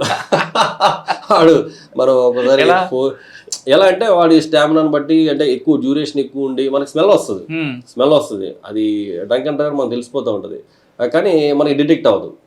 15లో 20లో అటువంటి కేసులు దొరికిన ఏం చేస్తారన్నప్పుడు పంపించేస్తాం ఖచ్చితంగా. తాలూకాలో ఎవరో వాళ్ళకి చెప్పి ఇది డ్రంక్ అండ్ డ్రైవ్, బట్ మేము కేసు బుక్ చేయట్లేదు కాబట్టి మీరు బండి ఇతను ఎవరో ఒకరు వచ్చి తీసుకెళ్ళండి చెప్తాము. బట్ లీగల్గా మనం బుక్ చేయడానికి అవ్వదు కాబట్టి వార్న్ చేసి పంపించడం జరుగుతుంది. ఓకే, ఇటువంటి కేసులు ఎదుగుతున్నప్పుడు అనిపిస్తుంటుందా మీకు ఎందుకు వీళ్ళతో ఉద్యోగం అని? అలా ఏం లేదండి, అది పార్ట్ ఆఫ్ ది జాబ్ అంతే. నన్ను సరదాగా దాంట్లో కూడా ఒక్కొక్కసారి మాకు ఫన్నీగా అనిపిస్తూ ఉంటుంది. ఆ టైం ఒక్కోసారి వీళ్ళతో మాట్లాడుతున్నప్పుడు లేకపోతే వీళ్ళతో కన్వర్జేషన్స్లో ఒక రకమైన మనకు కూడా సెల్ఫ్గా లెసన్స్ వస్తూ ఉంటాయి. సో మనకు కూడా అదే రూల్ కదా, మనకు కూడా అదే రూల్. సో మనం కానీ మన బంధువులు కానీ అదే చెప్తూ ఉంటాం. ఈ డిఫరెంట్ కేసెస్ ఏమైనా జరిగినప్పుడు మన బంధువులు ఎవడన్నా ఇలాంటి కేసు ఉన్నప్పుడు వాడికి ఫోన్ చేసి చెప్తాం, అరే నువ్వు కూడా ఇలా చేస్తూ ఉంటావు కదా, ఈ రోజు ఇలా తగిలింది, నువ్వు జాగ్రత్తగా ఉండు, ఎక్కడైనా తగిలి ఫోన్ చేసావా నేను పర్టికులర్గా లోపల ఏమని చెప్తానని చెప్తా ఉంటాను. అలా కొంతమంది నేను నిన్న తాగానండి ఇవాళ మీద వచ్చింది ఆర్గ్యుమెంట్ చేస్తారు. నిన్న తాగితే ఇవాళ వస్తుందా? చాలా మంది అసలు తాగలేదనే చెప్తారు, అస్సలు తాగలేదంటారు. నేను అడుగుతూ ఉంటాం, అస్సలు తాగలేదంటారు. కొద్దిగా తాగండి, కొద్దిగా అంటారు. అస్సలు తాగనన్నాడు మళ్ళీ అడిగినప్పుడు కొద్దిగా తాగాను అంటాడు. ఎంత తాగాను అంటే ఒక్కటి తాగాను అంటాడు. అలాగా అంటే జనరల్గా నిన్న తాగితే ఇవాళ ఎందుకు వస్తుంటే ఆల్మోస్ట్ రాదు, మన రీడింగ్లో కూడా ఆల్మోస్ట్ రాదు. కానీ వాడు చెప్తుంటాడు కదా నిన్న తాగానండి ఇవాళ అబద్ధం జస్ట్ ఫ్రెష్గా వేసుకుని వస్తూ ఉంటారు వీళ్ళంతా కూడా. మనం జనరల్గా 90 అంటాడు, మీరు మాట్లాడితే 3 90 చెప్తాడు వాడు. మొన్న పట్టుకున్నప్పుడు కూడా కొంతమంది. ఇంకొకటి దీంట్లో ఏంటంటే, దీంట్లో నిజాయితీ గల పీపుల్ చాలా మంది ఉంటారండి, నిజాయితీగా ఉంటారు. అడిగినట్టు మనం ఒకటంటే లేదు సార్ నేను 3 వేసాను అంటాడు ఒకడు. మొన్న ఏదో వీడియో చూసా, ఒక ఆయన 30 ml 90 అంటే పక్కన ఫ్రెండ్ వచ్చి కాదురా మనం 390 వేసామని చెప్పిస్తుంటాడు. నిజాయితీగా ఉంటారు. అంటే కొంతమంది పనులు చేసుకునే వాళ్ళు ఉంటారు, పాపం వాళ్ళకి తెలియదు మనం ఏం చెక్ చేస్తున్నాము, మనం తర్వాత ఏం చేస్తామో కూడా వాళ్ళకి నాలెడ్జ్ ఉంటుంది జనరల్గా కూడా. అలాంటి వాళ్ళకి కొంత మనం పేషెన్స్తో చెప్పి అలా కాదు ఇది మరి లీగల్గా తప్పనిసరి పరిస్థితుల్లో పెట్టాల్సి వస్తుంది, మీరు ఇలా చేయకూడదని చెప్తూ ఉంటాము. ఇంకొకసారి వాళ్ళు ఇంట్లో ఫ్యామిలీ మెంబర్స్ మీద ఒట్లేస్తూ ఉంటారు, ఈ క్షణం నుంచి మేము తాగమని అక్కడ శబదాలు చేస్తూ ఉంటారు. అంటే తాగారు కాబట్టి అది శబదం మనం ఎలాగో తీసుకోవాలి. కానీ సమ్ టైమ్స్ ఏంటంటే ఓకే సమ్ రిగ్రెట్ అనేది కొంతమంది ఫీల్ అవుతారు, ఏడుస్తూ ఉంటారు కొంతమంది, అప్పటికప్పుడు గోలగోలు చేస్తూ ఉంటారు. కొంతమంది ఇంగ్లీష్ హిందీ మాట్లాడుతుంటారు కదా, రకరకాల ఇంగ్లీష్ హిందీ కాదు కొత్త మన రాజ్యాంగంలో గుర్తించిన భాషలు కూడా మాట్లాడతారు, అన్నీ వస్తూ ఉంటాయి దాంట్లో. సార్ ఫైనల్గా చెప్పండి, బెజవాడ పబ్లిక్ హ్యాపీగా ఉండాలి, ఇంటి నుంచి ఆఫీస్కి వెళ్ళిన వాళ్ళు తిరిగి ఇంటికి రావాలి క్షేమంగా అంటే ఏం చేయాలి? సార్ ఏదైనా సరే ముందు స్టడీస్ చూసుకున్నట్టయితే ఇంకా రోడ్ సేఫ్టీలో ఫస్ట్ ఆఫ్ ఆల్ స్పీడ్ అండి, 2 రాంగ్ పార్కింగ్ అండి హైవేస్ మీద కావచ్చు, 3 హెల్మెట్స్, ఓకే. సో మన అర్బన్ ఏరియాస్లో చూసుకున్నట్టయితే కనుక ఫస్ట్ హెల్మెట్స్ మనకి ప్రియారిటీ జాబ్ అండి. అందరికీ కూడా ప్రజలందరికీ కూడా కోరుకునేది ఒకటే, అది హైకోర్టు వారు చెప్పారనో లేకపోతే పెట్టుకోకపోతే చలానా వేస్తారనేది కాదు. హెల్మెట్ అనేది మనకి ప్రాణ రక్షణ. మనకి ఆల్రెడీ మన దేవుడు సృష్టిలోనే మనకు ఒక న్యాచురల్ హెల్మెట్ ఇచ్చారు. ఏంటంటే అది స్కల్.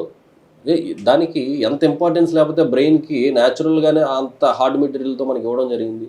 సో అది మన సృష్టిలో మనం వచ్చినప్పుడు మనం నడుచుకుంటే వెళ్ళే వాళ్ళమో తిరిగే వాళ్ళం. బట్ ఇప్పుడున్న ఇంజిన్స్ కానీ బైక్స్ కానీ ఎంత హై స్పీడ్ వెహికల్, కొంతమంది అంటూ ఉంటారు, అరే నేను చాలా పర్ఫెక్ట్గా వెళ్తానండి, నేను చాలా స్లోగా వెళ్తానండి, నేను అన్ని మార్జిన్లో వెళ్తానండి. అరే మీరు మార్జిన్లో వెళ్తారండి, మిమ్మల్ని వచ్చి గుద్దే వాళ్ళు ఎవరు వస్తారు? హై స్పీడ్ వెహికల్స్ వస్తాయి, లారీ వస్తుంది, ట్రక్ వస్తుంది, ఇంకోటి వస్తూ ఉంటుంది. సో అప్పుడైనా మనకు కావాలి కదా.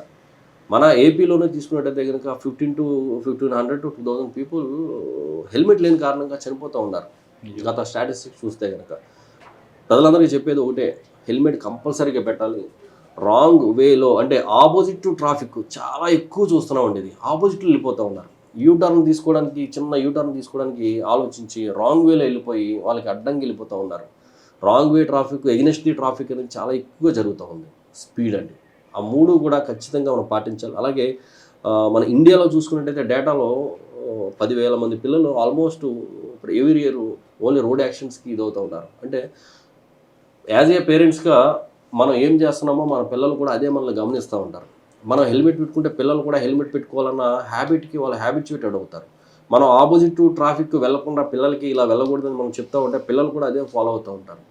ఓవర్ స్పీడ్ మనం వెళ్లకుండా ఉంటే పిల్లలు కూడా అదే ఫాలో అవడానికి ప్రయత్నం చేస్తారు, ఫాలో అవుతారు కూడా.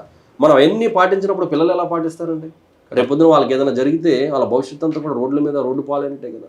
నేను అక్కడ ప్రతిపాదనలు చేస్తున్నప్పుడు, సర్కిల్ చేస్తున్నప్పుడు ఒక చిన్న కుర్రోడు మదరు ఆ కుర్రోడిని తీసుకుని బస్సు దిగి జస్ట్ రోడ్డు మీద దాటడానికి బస్సు ఆవిడ వదిలేసింది, కుర్రోడిని బాబుని రోడ్డు మీద వదిలేసింది. ఆ బాబు సడన్గా ఇది దాటాడు, ఆటో దిగి రోడ్డు దాటాడు. ఈలోపు బస్సు వచ్చింది, జస్ట్ ఇలా పడిపోయాడు. 2 హ్యాండ్స్ కూడా కట్ అయిపోయాయి, 2 కూడా అంప్టేట్ చేయడం జరిగింది.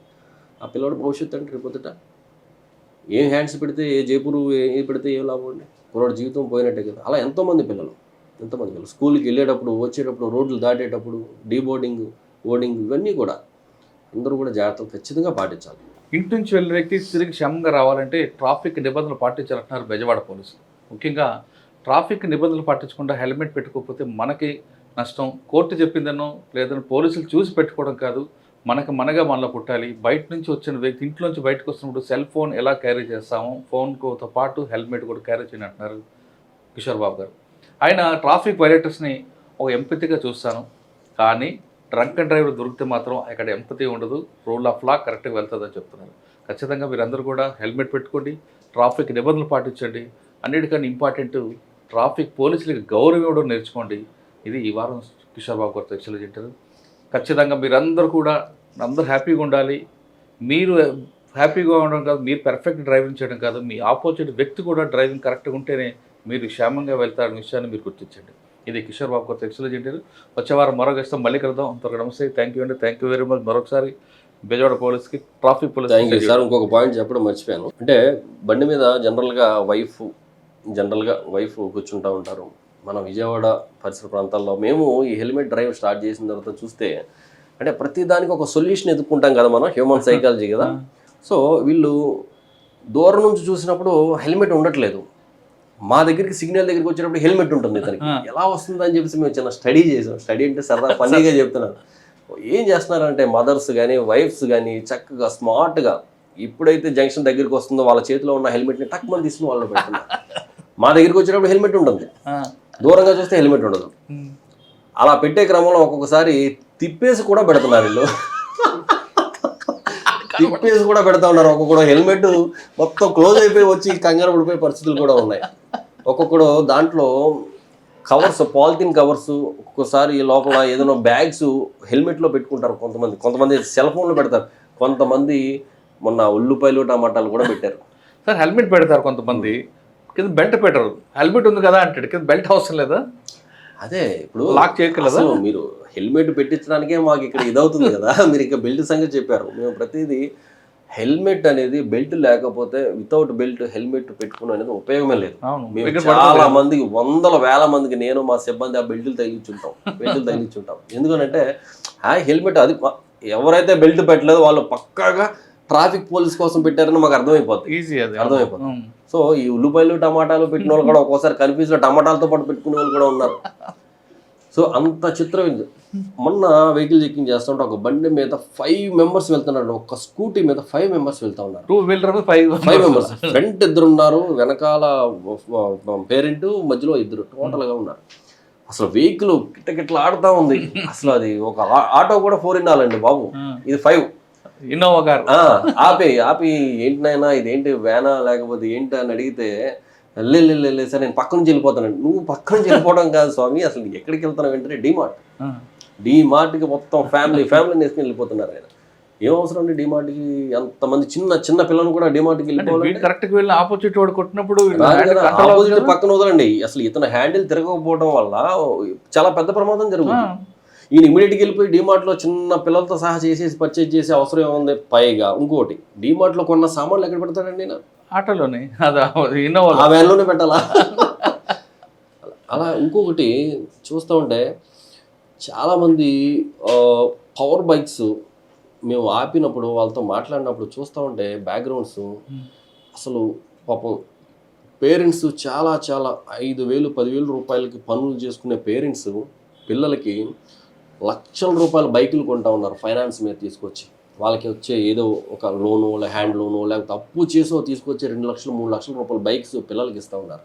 వాళ్ళందరికీ ఒకటే చెప్తున్నాం, అంత కాస్ట్లీ బైక్స్ పిల్లలకి ఇవ్వాల్సిన అవసరం ఏంటండి? మన దగ్గర ఏమి ఎకనామిక్గా వెనకాల మన దగ్గర ఏమీ లేదు, స్తోమత లేదు. స్తోమత వదిలేసేయండి. నా కొడుకు ఇష్టంతో పోలిస్తే నా స్తోమత ఏం కాదు, నేనే కష్టపడి తీర్చుకుంటానంటారా? నో ప్రాబ్లం, కరెక్టే. కానీ వాడు రేపు పొద్దున కనీసం వాడి భవిష్యత్తు అన్న బాగుండాలి అని అంటే వాడికి కనీసం ఆ బైక్ ఇచ్చిన తర్వాత వాడి ఆలోచనలు కానీ వాడి చేష్టలు కానీ రోడ్డు మీద కూర్చొని వాడు చేసే ప్రవర్తించే తీరు కానీ చాలా భయంకరంగా ఉంటుందండి. దానికి నెంబర్ ప్లేట్ ఉండదండి, దానికి వాడికి డ్రైవింగ్ లైసెన్స్ ఉండదండి, హెల్మెట్ ఉండదండి, స్నేక్ డ్రైవింగ్ చేసుకుంటూ వెళ్ళిపోతూ ఉంటాడు, జిగ్జాగ్లో చేసుకుంటూ పోతూ ఉంటాడు, అసలు రకరకాల హ్యాబిట్స్ చేసుకుంటా ఉంటారు. అంత కాస్ట్లీ బైక్ వాడే రోడ్డు మందరు ఉన్నాయి లేవి. అదేంటన్నా ఉన్న దాంట్లోనే అదే కదా ఇప్పుడు జనాలు భయపడేది. చాలా మంది ఆగి చెప్తూ ఉంటారు, సార్ అక్కడ వాడు చూడండి ఎలా వెళ్ళిపోతాడో, మేము అలా చూసామని ఫోటోలు తీసుకొచ్చి మాకు ఇస్తూ ఉంటారు. తల్లిదండ్రులకి అందరూ కూడా నేను చేసే విజ్ఞప్తి ఒకటేనండి, మన స్తోమత గురించి అనేది ఆ బండి అనేది క్వశ్చన్ కాదు అక్కడ. బట్ ఆ బండి మనకు అవసరమా లేదా, మన కొడుకులకి మన పిల్లలకి ఆ బండి అవసరమా లేదా. మొన్న ఒక పేరెంట్ ఒక సన్ను ఎదురు పడితే నేను అదే చెప్పాను, నేను అమ్మ 3 లక్షల రూపాయలు 2,50,000 రూపాయల బైక్ మీరు ఇచ్చారు కదా, మీరేమో చూస్తే ఒక చెప్పుల షాపులో చిన్న పని డైలీ వేస్ట్ చేసుకునే మీరు, ఆ భర్త కూడా అదే పని పూల కొట్టు ఏదో చెప్పారు, వాడికి 2,50,000 రూపాయల బైక్, ఆమె మెడలో ఏదో ఆర్డినరీ తాడు అండి, మామూలు తాడు రోప్ వేసుకున్నారు ఆమె తల్లి. వీడేమో ఎంజాయ్ చేస్తూ ఉన్నాడు, బీటెక్ సెకండ్ ఇయర్, సబ్జెక్టులు ఏమో ఏమి ఉంటాయి, అతను గిడ్డాలు పెంచుకుని. ఇప్పుడు ఏం అవసరం అమ్మా తల్లిని అడిగితే ఆమె నిజంగా రియలైజ్ సార్ అది ఇమ్మీడియట్గా నేను ఆ బండి ఇచ్చేసి ఏదన్నా మాకు తగ్గ బండి ఏదైనా తీసుకుంటాను, వీడు చదువు అయ్యే వరకు నేను కొనను అని చెప్పాను. నేను అదే అన్నాను, వాడు బాగుండి వాడు బాగా చదువుకుని వాడు బాగా సెటిల్ అయితే ఐఏఎస్ సివిల్స్ రాసి ఐఏఎస్ అవ్వచ్చు, ఐపీఎస్ అవ్వచ్చు, లేకపోతే గ్రూప్స్ రాసి మంచి పోస్టులు కొట్టచ్చు. దెన్ అప్పుడు నేను కారులో తిప్పుతాడమ్మా. ఇప్పుడు ఏం అవసరం, నిజంగా నువ్వు కొనిచ్చిన బండి వల్ల ఆడు మోజుపడి అడిగినందుకు నువ్వు కొన్నావు, ఆ బండి వల్ల ఈ లైఫ్ ఇప్పుడు కెరీర్ అనేది ఇప్పుడు నాశనం అయిపోతూ ఉంటుంది, తర్వాత కాదు. వాడు అలవాట్లు కానీ వాడి ఫ్రెండ్స్ కానీ, ఒక బండి పవర్ బైక్ వచ్చిన తర్వాత ఇంట్లో పెట్టుకుని ఉంటాడండి, రోడ్డు బైక్ వచ్చిన తర్వాత బలాదు తిరగొద్దా చెప్తే నిజంగా షిరిలైజ్. అలాగే వేరే ఇంకొక మదరు, ఆమె కూడా విఎంసీలో వర్క్ చేస్తూ ఉంటుంది. ఆమె చాలా తక్కువ శాలరీ 15,000 రూపాయలు, 3 లక్షల రూపాయల బైక్. ఆమె అయితే ఆమెకి చెప్తే నిజంగా కళ్ళ నీళ్ళు పెట్టుకుని ఏడ్చింది ఆమె. నేను వెంటనే ఈ బైక్ నేను తీయించేస్తాను, అసలు ఇది కాదంటే వాడు అడిగాడని ఇచ్చాను తప్ప దీని వెనకాల ఎంత ఉందో నేను ఊహించలేదు, వాడి భవిష్యత్తుకి ఇదే నష్టం కలిగి చేసేటట్టు ఉందో మీరు చెప్పిన దాన్ని బట్టి నేను ఇమీడియట్గా అది ఆపించేస్తాను అని షీ రియలైజ్. సో అవసరం లేదు. అలా డిఫరెంట్ కేటగిరీ ఆఫ్ పీపుల్ వాళ్ళకి చెప్పినప్పుడు మనం ఎడ్యుకేట్ చేస్తూ ఉంటే, అవేర్నెస్ క్రియేట్ చేస్తూ ఉంటే చాలా మార్పు అనేది చాలా బాగా వస్తుంది. చాలామంది మేము చెప్పిన వీడియో కానీ చూసి వచ్చి, సార్ అది చూసి మేము హెల్మెట్ పెట్టుకున్నాము, అది చూసి మా అబ్బాయికి ఆ బండి వద్దని చెప్పి మేము ఆపించి పక్కన పెట్టాము, ఆ సైలెన్సర్ మార్పించాము, ఇలా రకరకాలుగా కాంప్లైంట్స్ మనకి పబ్లిక్గా వచ్చేస్తాము. సో ఆ సాటిస్ఫాక్షన్ కూడా నిజంగా రియల్గా మాకు ఆ పేషెన్స్ని మా ఎనర్జీకి మీరు అడిగారు కదా, నిజంగా కారణం కూడా అదే. Thank you sir. మీ హెల్మెట్ మీ మలయాళకు పెట్టారు, పెట్టలా మీరు చేత్తో పట్టుకుంటారు, చెప్పానుగా చేత్తో పట్టుకుంటారని. అది హెల్మెట్ పెట్టుకోండి అయ్యా. రేపు పొద్దున పిల్లలు వీడు కూడా ఏం పేరు నాన్న నీ పేరు? నీ పళ్ళని పోయినాయి అప్పుడే చాక్లెట్లా? నీ పేరు? మాన్విత. మామిష్లి. హెల్మెట్ పెట్టుకోవాలా? మరి పెట్టుకోకపోతే మరి నువ్వు ఎందుకు అడగట్లా? అడగాలి కదా. మీరు పెట్టుకోకపోతే రేపు పొద్దున వాళ్ళు కూడా పెట్టుకోరు. మెయిన్ మన సిటీలో వచ్చేటప్పుడు సెంటర్కి జోన్లో ఎక్కువ పీక్ జంక్షన్స్, జామ్ జంక్షన్లు ఉంటాయి. ట్రాఫిక్ వైలెన్స్ చేసేవాళ్ళు ఏ సెంటర్లో ఎక్కువ ఉంటారండి? ఎక్కువ ఎడ్యుకేటెడా అన్ఎడ్యుకేటెడ్ కనిపిస్తుంది మనకి. మెయిన్ ఈ ఏరియా అంతా కూడా సత్యనారాయణపురం అంతా కూడా కొద్దిగా మాస్ గ్యాదరింగ్ ఎక్కువ ఉంటుందండి. అంటే చిన్న చిన్న వ్యాపార సంస్థలు అవన్నీ ఎక్కువగా ఉంటాయి. అంటే హైఫైగా కాకుండా కొంత ఫ్రూట్ మార్కెట్స్ లేకపోతే వెజిటబుల్ మార్కెట్స్, చిన్న చిన్న వ్యాపారాలు ఎక్కువగా ఉంటాయి. సో అలాగే మనకి BRTS అని చెప్పేసి ఒక ర్యాపిడ్ ట్రాన్స్పోర్ట్ సిస్టమ్కి సంబంధించిన ఒక ప్లానింగ్లో భాగంగా ఈ రోడ్డు ఇంతకుముందు ఇక్కడ రైల్వే ట్రాక్ ఉండేది, దాని ప్లేస్లో ట్రాక్ తీసేసి రోడ్డు వేయడం జరిగింది. యాక్చువల్గా కనెక్టివిటీ అక్కడ ఇంకా ఎక్స్టెండ్ చేయాల్సింది ఇక్కడ ఆగిపోయింది. సో ఆ రోడ్డు మనకి ఎక్కువగా ఈ వెహికులర్ మూవ్మెంట్ అనేది చాలా హెవీగా ఉంటుందండి. మనకి 5 జంక్షన్స్ ఉన్నాయి మన టోటల్గా. అలాగే సత్యనారాయణపురంలో మెయిన్గా మనకి రైల్వే స్టేషన్ కూడా మన దాంట్లోకి వస్తుంది, మన పరిధిలోకి. సో ఈ పీపుల్ స్టేషన్కి వెళ్ళే వాళ్ళు కావచ్చు, వచ్చేవాళ్ళు కావచ్చు, లేకపోతే ఈ సరౌండింగ్ ఏరియా సంబంధించినంతా కూడా ఈజీగా ఉంటుందని ఈ BRTS రోడ్ని తీసుకోవడం జరుగుతుంది. వీళ్ళు రాంగ్ రూట్లో వస్తున్నారు కదండి వీళ్ళంతా. ఇప్పుడు చూసారా ఈ రాంగ్ రూట్. సో ఆయన బాబుని తీసుకురావడానికి వచ్చాడు, హెల్మెట్ పెట్టాడు, సంతోషమే, బట్ రాంగ్ రూట్లో వస్తున్నాడు. రేపు పొద్దున ఆ బాబు కూడా అదే ఫాలో అవుతాడు. అలాగే మైనర్ డ్రైవింగ్ కూడా అండి, ఎక్కువగా మైనర్ డ్రైవింగ్ కూడా ఎక్కువగా మనం చూస్తూ ఉన్నాం. చూడండి, అతను రాంగ్ రూట్లో వస్తున్న ఫీలింగ్ కూడా లేకుండా ఎంత దర్జాగా వచ్చేస్తున్నాడు ఇతను. అవును, చూడండి ఇక్కడ ఈ రూట్లో ఎక్కువ రాంగ్ రూట్ కనిపిస్తుంది. స్కూల్ ఉంది కదా ఇక్కడ, ఆ స్కూల్ దగ్గరికి వెళ్ళి వీళ్ళంతా కూడా రాంగ్ రూట్లో. కొన్ని రాంగ్ రూట్లో వస్తున్నా బాధ, బెంగ, భయం కానీ మనల్ని ఎవడన్నా గుద్దేస్తాడో లేకపోతే మనం గుద్దేస్తామన్న ఫీలింగ్ కూడా లేదు. సార్ రాంగ్ రూట్లో యాక్సిడెంట్ జరిగింది అనుకోండి, గుద్దిన వ్యక్తికి కానీ అవతల వ్యక్తికి కానీ, అంటే నడిపిన వ్యక్తికి కానీ ఇన్సూరెన్స్ వస్తుంది? రాంగ్ రూట్లో వస్తున్నప్పుడు ఇప్పుడు ఎవరైతే రాంగ్ రూట్లో వస్తున్నాడో అతనికి ఏ విధమైన పోనీ అక్కడ వస్తుంది. రాంగ్ రూట్లో వచ్చిన వ్యక్తికి ఏ విధమైన బెనిఫిట్స్ రావండి. రాంగ్ రూట్లో నడిపిన వ్యక్తికి ఏ విధమైన బెనిఫిట్. చూడండి, ఇతను కూడా రాంగ్ రూట్లో వస్తూ ఉన్నాడు, వెనకాల ఆ అబ్బాయిని ఎక్కించుకున్నాడు. వాళ్ళకి ఏం వస్తుంది బెనిఫిట్, ఎలా వస్తుంది? క్లెయిమ్ చేస్తే అవ్వదు అతనికి, క్లెయిమ్ చేస్తే అవ్వదు అతనికి. ఎందుకంటే ఇంత తెలిసిన కూడా రారా, తెలిసి రారా, లేదా నిర్లక్ష్యం ఏమనుకోవాలి? ఏమండి, ఇది it's a common sense. Wrong రూట్లో వెళ్తే ఏదైనా యాక్సిడెంట్ జరుగుద్ది అనేది కామన్ సెన్స్. దానికి పెద్ద రూల్ ఏమి తెలియక్కర్లేదు, రాజ్యాంగం తెలియాల్సిన అవసరం అసలే లేదు. కానీ అది కామన్ సెన్స్. బట్ అయితే మనకేమవుద్దులే, మన దాకా వస్తుందా, మనకేం జరుగుద్ది, మనకు జరుగుద్దా అన్న ఫీలింగ్ తప్ప. And for more videos, please subscribe to iDream. Please subscribe to iDream. Please subscribe iDream. And please subscribe to iDream. For more videos, subscribe to iDream. please like, share and subscribe to the channel. Congratulations, iDream. Subscribe to iDream. Subscribe to iDream. So subscribe to iDream Media. iDream ki iDream team andarki huge congratulations. Please subscribe iDream Media. Please subscribe to iDream. Subscribe iDream. Please subscribe to iDream. iDream అంటే నా కళల channel subscribe చేసుకున్న నోరు తిరుగుతలేదు, మీరైతే గంట గుర్తు కొట్టండి. For more such videos, please subscribe to iDream. Subscribe to iDream. Please subscribe to iDream. Please subscribe iDream Media. Please do subscribe to iDream. Please subscribe to iDream Media. For best entertainment and information, please subscribe iDream. And don't forget to subscribe to iDream.